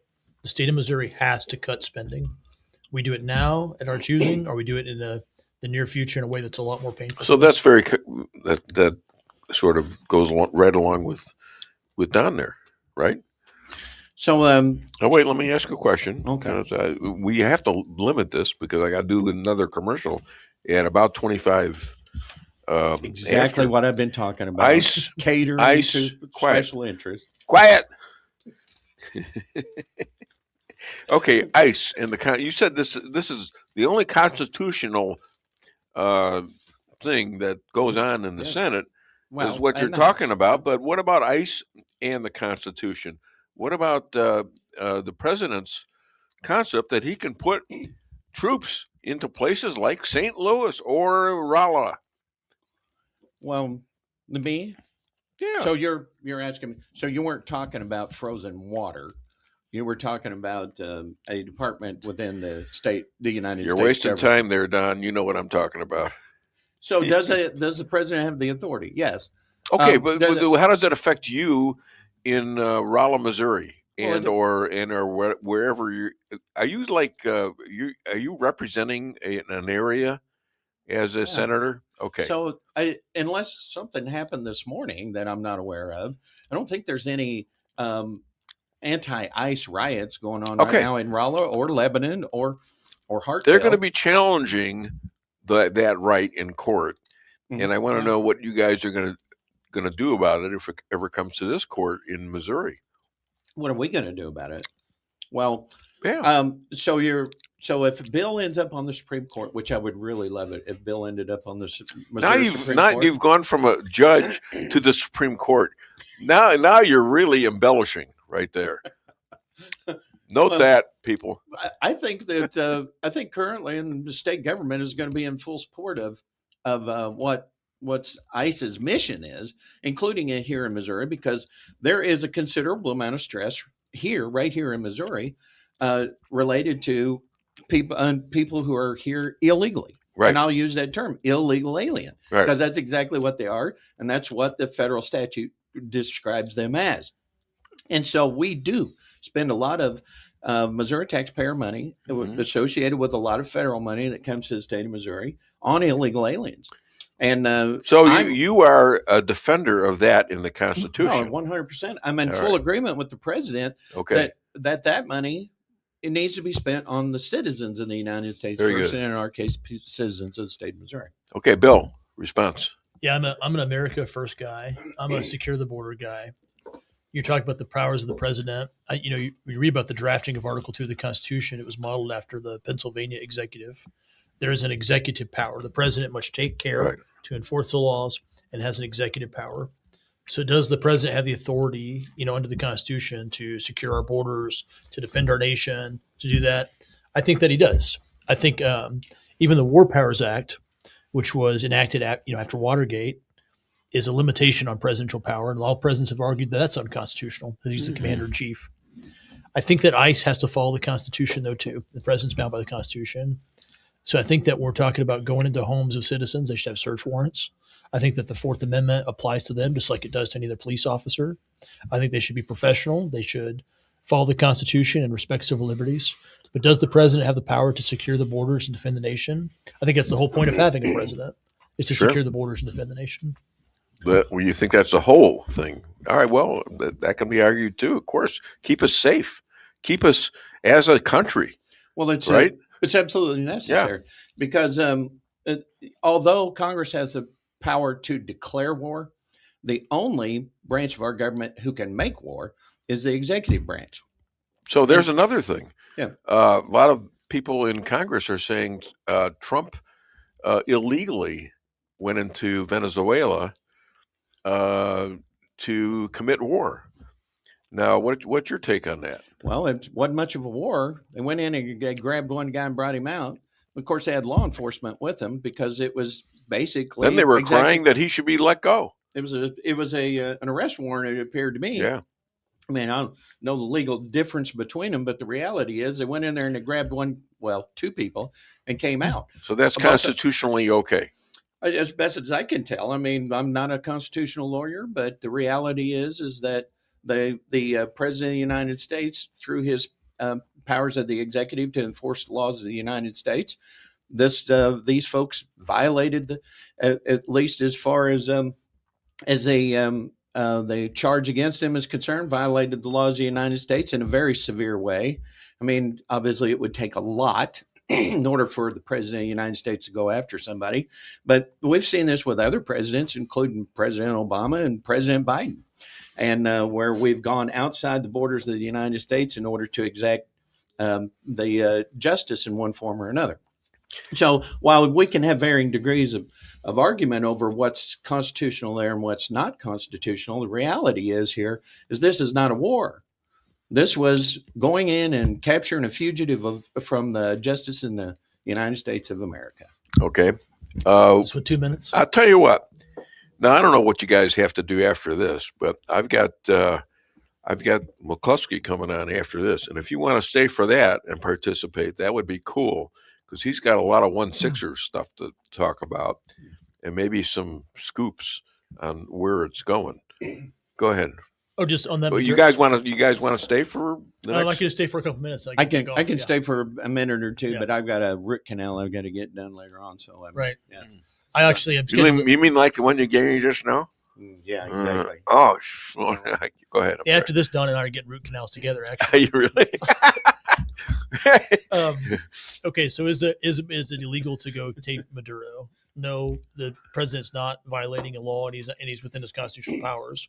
There's a book I'm rereading that I read a long time ago called The Imperial Presidency by Arthur Schlesinger. And it's very interesting, but he points out that after World War II, basically every president, America viewed themselves in a perpetual state of crisis. So I can give you an example of every single president from World War II who commits troops and has combat actions and gets involved in foreign affairs with other countries, from Eisenhower all the way to Donald Trump, with, you could say, toppling the Iranian regime and Eisenhower using the CIA and the U-2. You could say trying to assassinate Castro in the Kennedy administration. You could say Gulf of Tonkin during Johnson, Cambodia with Nixon. You could say the effort to rescue the Iran hostages with Jimmy Carter, bombing Libya, Grenada with Reagan. You can say Panama, Desert Storm with Bush. You could say bombing Sudan, Kosovo with Bill Clinton. You could say all of 9/11 with George Bush. You could say, or the post 9/11 war on terror. You could say killing Khalid Sheikh Mohammed with Obama and the drone strikes and then attacking Libya. You could say the war in Ukraine with Joe Biden.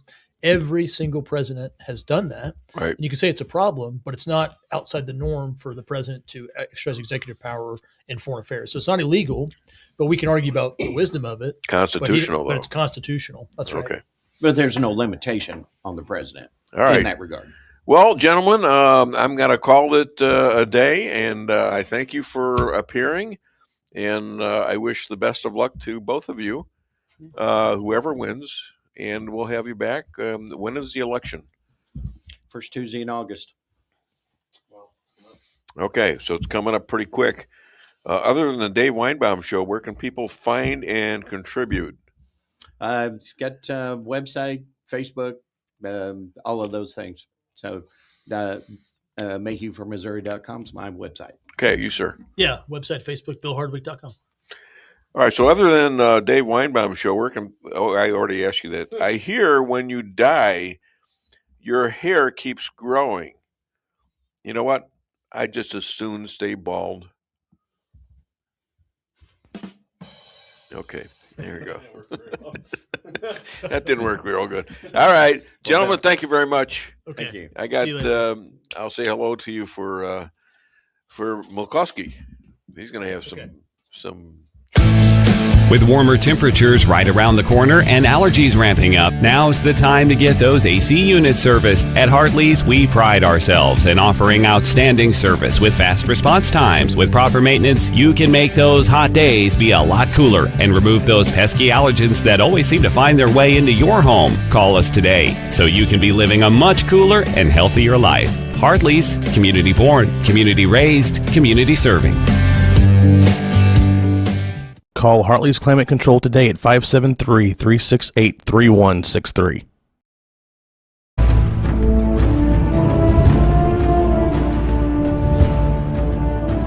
Never be too coy to tell your friends and family about Koi Sushi and Hibachi.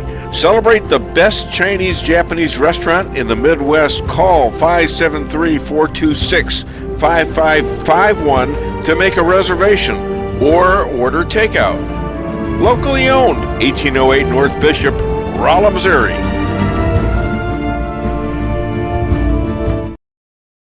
We can sum up McDonald's new crispy chicken sandwich in one word. Crispy. But also juicy and tender. Okay, it's crispy, juicy, tender. All one word? But then, also pickle. Oh, and potato bun, which is two words. Okay, we can't sum up our new crispy chicken sandwich in one word, so you'll just have to try it to understand it. Order ahead on the McDonald's app at participating McDonald's. Ba-da-ba-ba-ba. Merrill's Quarry and Asphalt, 40 years serving cities, counties, and everyday businesses with driveways for people who live and work in our little piece of heaven right smack dab in the middle of America. Call 573-578-9101 for your free estimate of rocking, rolling, paving, driveways, sealing, and striping too. That's 573-578-9101 for your free estimate. Your home is your castle. You don't need unwanted hassle. Don't let those creatures move in to stay. Let us protect your investments. That's what we're all about. Plank termite and pest control will save the day. Plank is locally owned and family operated right here in Rolla, a Google preferred business. Our customer service and your satisfaction is our number one goal. So call Plank today at 368-3333. Plank termite and pest control will save the day.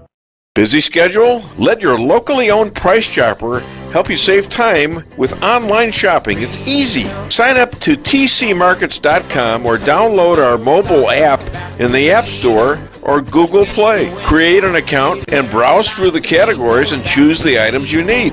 When you place your order, your personal shopper will get all of the items you've selected, taking the same care you would and following your notes. We offer free curbside pickup, so you don't even have to get out of your car. Start your online order today and no online shopping fee for a limited time. Go to tcmarkets.com or download our mobile app to get started. Price Chopper. Fresher savings every day.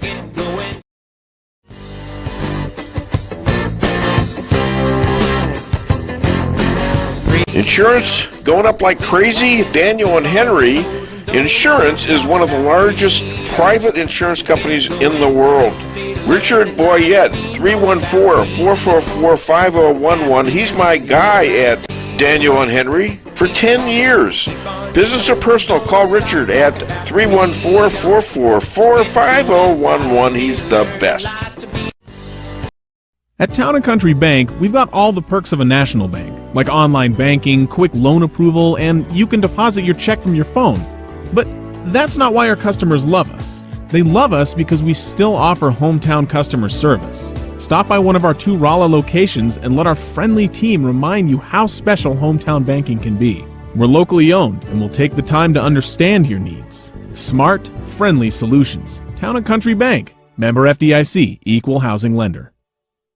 Hey, Weinbaum fans. PRC of Rolla's annual Banquet for Life is coming up on March 5th. Join us for an amazing meal and an unforgettable evening as the pro-life faithful come together for the cause of life.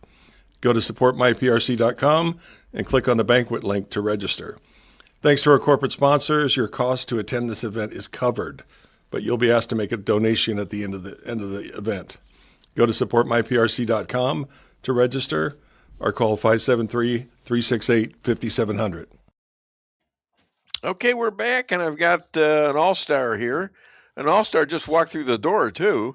That's my lovely bride, Lisa, is here for the McCluskeys, I guess. 2 of the bravest people I know. They faced 350 Antifa and BLM, blowing off Congressman Cori Bush, and got him with 2 words: private property. Please welcome, all the way from St. Louis, Mark and Patricia McCluskey. And my God, he's wearing a tie today. Are we going to court? Huh? Yeah, no. You know, I'm solo today. I don't even have Patty across the table kibitzing me today. What is the matter? God. I don't know. You've met me. Do you blame her? What's that? You've met me. Do you blame her? No, not at all. But I wasn't going to go there, you know. So I like, I don't know. I don't want to. I don't know what goes on in your home, you know. I don't want to know that. I have my own, don't I, honey? Yes, you do. There you go. She just walked in just now. She only missed a couple hours worth of the show. She walked behind you, though, so you trust her enough to be behind you. She may have been holding a sharp object. I'm not going to get security just for that. Okay. she's going to be doing something. I basically don't want to know. So let me ask you this. I want to play a couple clips first. I don't know. What do you think of Glenn Beck? I've met him. He's been out there for a long time. He's, very popular. Can I be more vague than that? No, which is amazing for a lawyer. Anyways, I'd like to play the couple of things there because I'm beginning to like what this guy says, and I did before because he seemed like he was predicting things that happened, actually happened. Why am I so short? What is going on? I was going to wonder. I can't even see your chin. I'm with this guy behind me over here. Yeah. We were seeing more Donald than of you. Yeah, well, it's true. I walk in the door here now, and if it's dark, and suddenly I look up, I get scared. I jump. I said, "What the hell's that? Another guy in there?" All right. One of my favorite pictures from my Senate campaign was we were doing a Lincoln Day dinner down. I think it was in Branson. It might have been in Ozark County. I can't remember. But they had my picture up between Reagan's and Trump's, and I thought that's the best picture I've ever seen in my life. Wait a minute. We're gonna do two of the clips from him, right? From Glenn Beck. Yeah, which ones? I want to do the ones that were on the show here. Get them the first two, line that up, and let me know when you do. Okay. Oh, from him. Yeah. Okay, that's what I meant to do. Yep, I got it.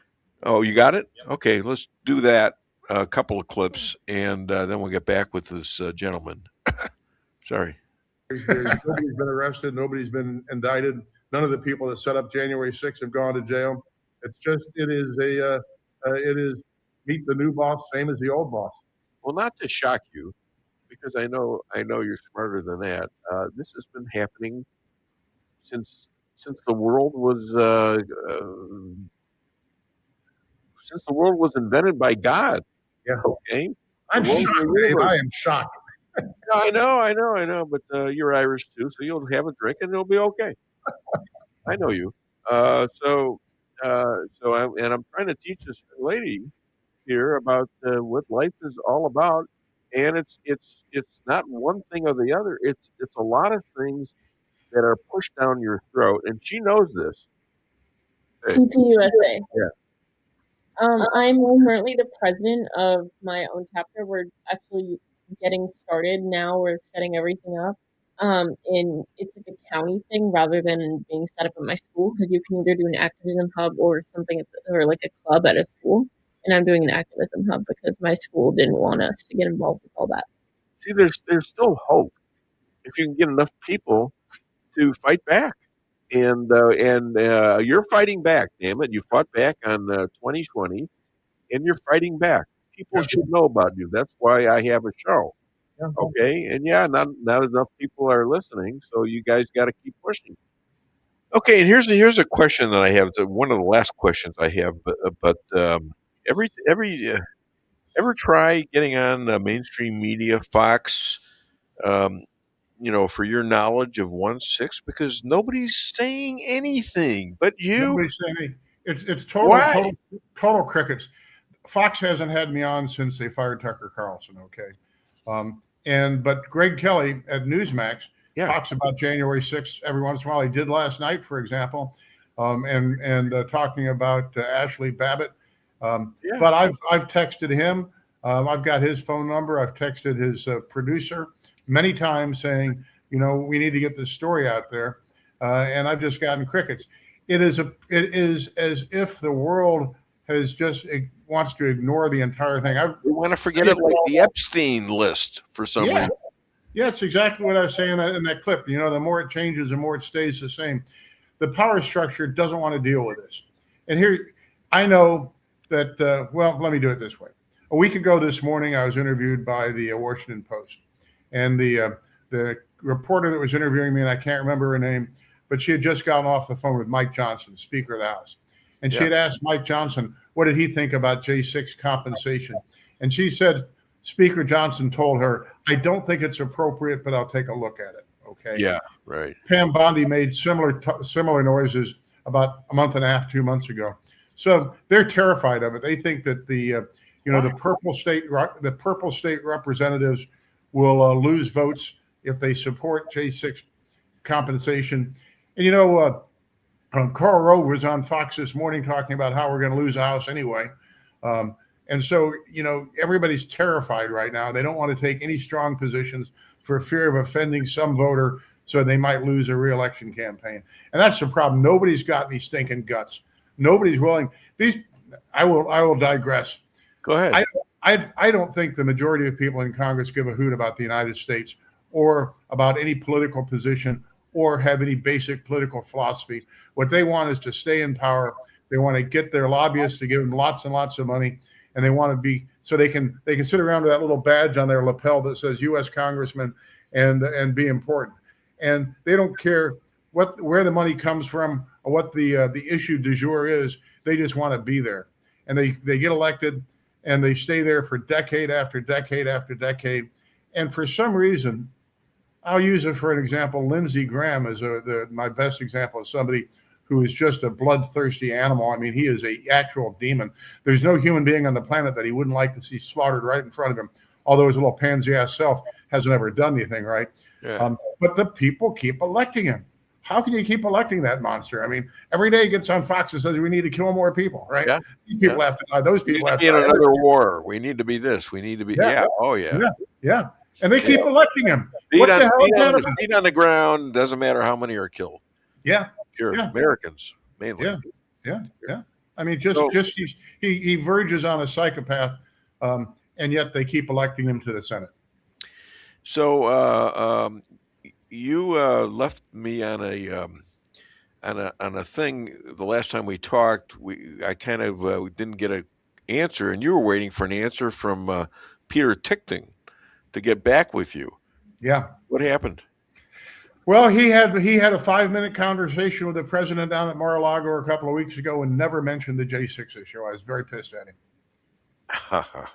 He's got his irons in the fire. He's representing Tina Peters, and he wants to have the big story issues that make the national headlines. And I called him up the next day and I said, well, so what did you say to the president about J6? Oh, I didn't get around to that. All right. Boy, it pissed me off. That is such BS. Yeah, it really is. So Glenn Beck, who I have kind of respect for, who I think is pretty smart, he gave Pam Bondi 5 days before he nails her. That was yesterday. What are your thoughts on that? Well, the scuttlebutt, of course, is that Pam Bondi's days are numbered, and the president has announced that he's going to appoint a new special assistant attorney general that's going to report directly to the president, not to Pam Bondi. What happened to her, or what is she compromised? I don't know what the issue is. I think she might just be Peter principled, right? She probably, her highest and best use was a state attorney general, and now she's in a position where she's overwhelmed. I don't know the answer to that question. I know that she came in along with Kash Patel and Dan Bongino as a new broom that was going to sweep clean, but all that dust is still on the floor and the brooms are in the closet. And it's frustrating the heck out of all of my followers. I can tell you that. Well, including me.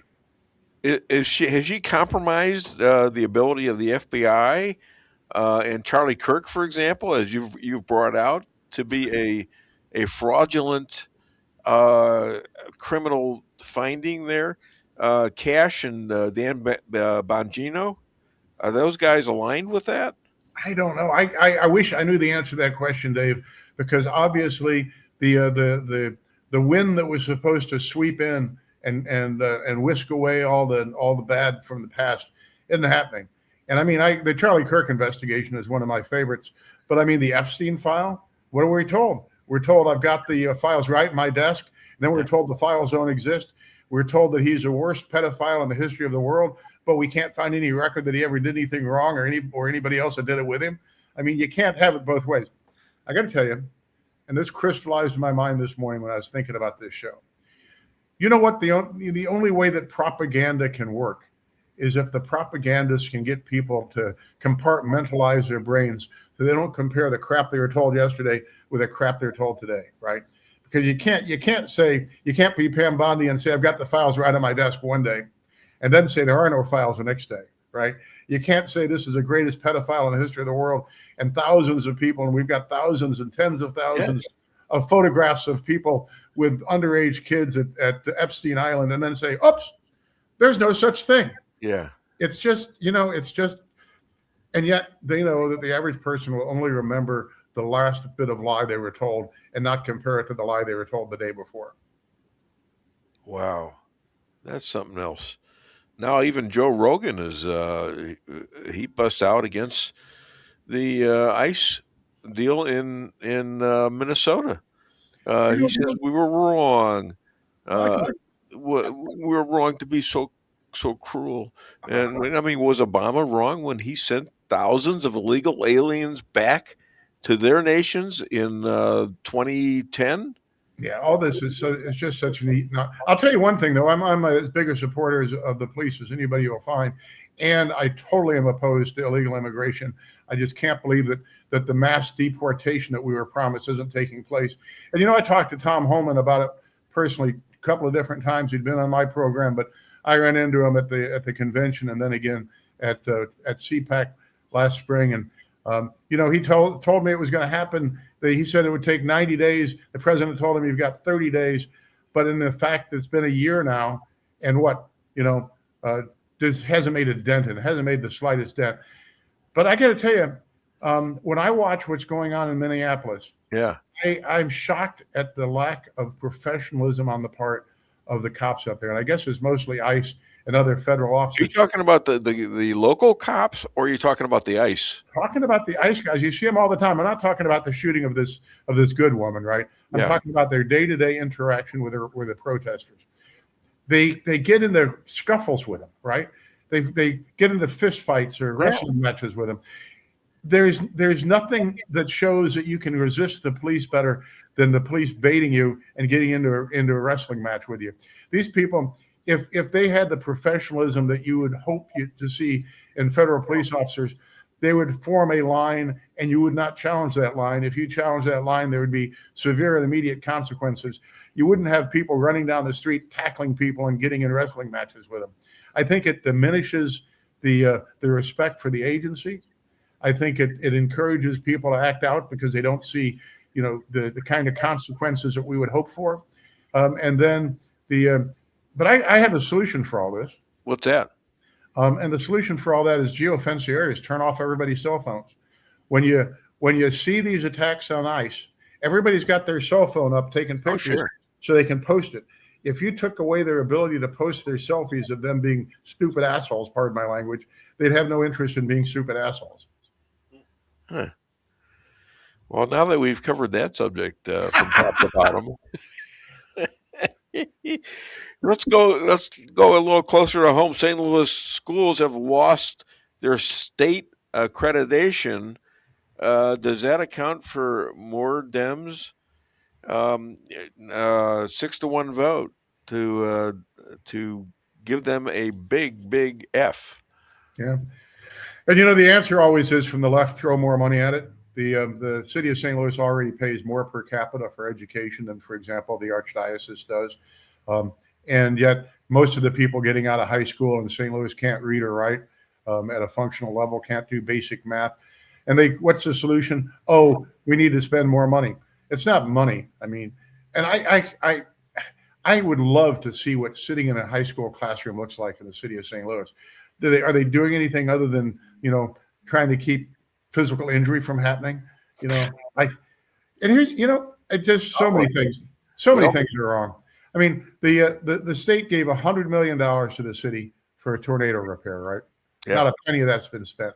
And Cora Spencer's on the news yesterday saying, oh, it's the government's fault, it's FEMA's fault, it's this fault, it's that fault. $100 million and not a penny's been spent 7 months after the tornado. What's wrong with this gosh darn city? Well, I can tell you what's wrong with this city. It's been controlled by the same mob of Democrats since 1949. So you sound like you're frustrated. I just had to say that you're a little frustrated. You're frustrating me. I mean, well, here it is. Here it is, Dave. Look at this. I campaigned for the guy. I love him. He's got more force of will than anybody I've ever met and more energy. I'm talking, of course, about Donald Trump. But he comes in with all these grand ideas. But the problem is he's got these brick walls all around him, which are called the bureaucrats and the entrenched bureaucracy, and Congress that wants to get reelected at all costs, even if it even if it is contrary to the interests of the American people. And every time he tries to do something, he faces impeachment, he faces indictment, he faces a hostile Republican Party. And you know, I'll give you for example, Josh Hawley this week, right? Yeah, our senior senator. He votes against the president on the War Powers Act, and then 2 days later says, "Oops, I didn't mean that," because it might mean that the president won't support me. Yeah, there you go. I mean, he calls him out, and at least Josh Hawley had the brains to back down. Yeah, you know.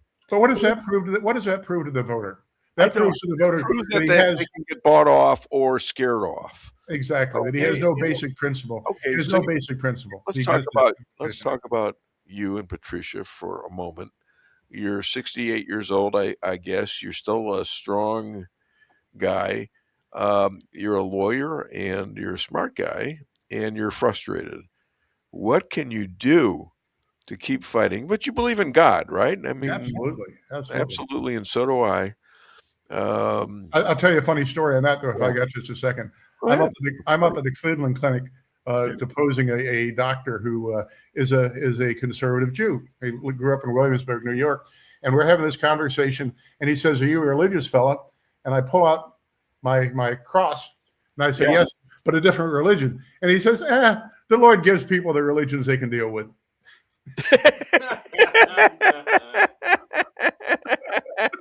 I guess you found yours and he has his. I think I've got mine too. Have a whiskey on me, buddy. I thought it was the funniest thing I'd heard in a long time. That's pretty funny. But what I'm getting at is you're frustrated, and isn't there? I mean, what can you do? Can you keep on bothering somebody until you break through?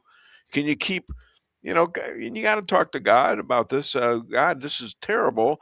It's going to be bad for us, and it's going to be bad for Israel. It's going to be bad for everybody. It's already bad in Europe for everybody. Yeah. How do you? Because we're fighting a world war right now. We're just not. It's just not a. It's a kind of a hidden war. Yeah. We're fighting. And we're losing it on a lot of different continents and things like that. At least Trump is doing stuff to mitigate that. And he's going to get impeached. Maybe we're going to lose Congress, but at least that thing is being looked at as a success. Yeah. What is it you can do? Because I'm getting old. I'm 77 for God's sakes. And what can you do to break through and maybe show some leadership like Trump is doing and help him out or help out the country on your own? Here's what we're doing right immediately. I don't know if you know who Dave Leitner is, but Dave used to be the Jackson County Republican Committee chair. He's now the Missouri delegate to the Republican National Convention Committee. And the RNC's winter meeting is next week out in Santa Barbara. And Dave is a Missouri delegate to the RNC. So he's invited Patty and me to go out with him as guests. And so I'm going to be attending the RNC national meeting next week, get an opportunity to talk to the people that basically set policy for the Republican Party and run the party.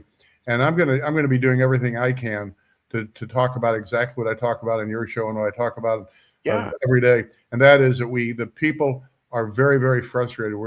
We're losing the mandate to put this government into power because they feel like they've been let down, that everything they voted for a president that was supposed to stay out of foreign wars, all we're doing is getting in foreign wars. And one of the most troubling things that the press has absolutely ignored that happened this week is Russia has redefined their nuclear war parameters. They are now saying that they can engage in first strike. And one of the guys who was on Tucker Carlson's show this week, who is one of the longest and best known political philosophers in Russia and a good friend of Putin's, goes all the way back to Boris Yeltsin, said that if the European powers and the Americans don't stop poking the bear, meaning waging these proxy wars, they're going to vaporize England and Germany. And so these are real serious concerns. I mean, this is the end of the world as we know it. And, why are they going against England and Germany? Because of NATO? I guess so. But, does NATO exist? If we're going to go to war with Denmark, how can we go to war with Denmark and take over Greenland when they're allegedly our ally? I mean, this stuff makes no sense to me at all. Well, yeah, that too. But I think there's a lot of positive stuff of Trump avoiding these kinds of boots on the ground wars. He's winning the wars by not having more oil than anybody, but by controlling the oil than anybody. Yeah, more oil than everybody, and nobody's dying. No Americans have died in two major takeovers of countries, which I'm counting Iran in there. Yeah, well, Iran is devastated. We're in kind of an interesting position right now, strategically in the world. Francisco Pizarro, a Spanish conquistador, goes to South America with like 134 Spanish knights, and they conquer the continent. I mean, because they're superior military weapons. They had guns and swords and horses, and they were fighting people with stones and slings. When was this, in the 1400s? Yeah. 1492, the insurrection. Yeah, Okay. So that's kind of the United States position in the world now. Our technology is such that it's difficult for the other nations of the world to even comprehend it, let alone defend against it. And so we can pretty much do as we please. But as we used to say back in the Vietnam era, might doesn't necessarily mean right. And so when you have absolute power and you can do whatever you damn well please, you need to be very sure that the guy in charge is restrained. And we have one like that now. But as I always say, you should never give yourself the power that you wouldn't want your worst enemy to have, because someday your worst enemy is going to have it. Yeah, and that's a great thought. It still doesn't quite answer the question about what you can do personally. But I mean, you're a smart guy, and you can figure this out, I think, and get through to these people. You kind of know them; they kind of know you. The press. I mean, you've been on you had your own radio show, for goodness sakes. So you were giving them. Were you prevented from saying the kind of stuff you're telling me on your radio station? No, there was no limitations on what I did. Okay, but and that's nice.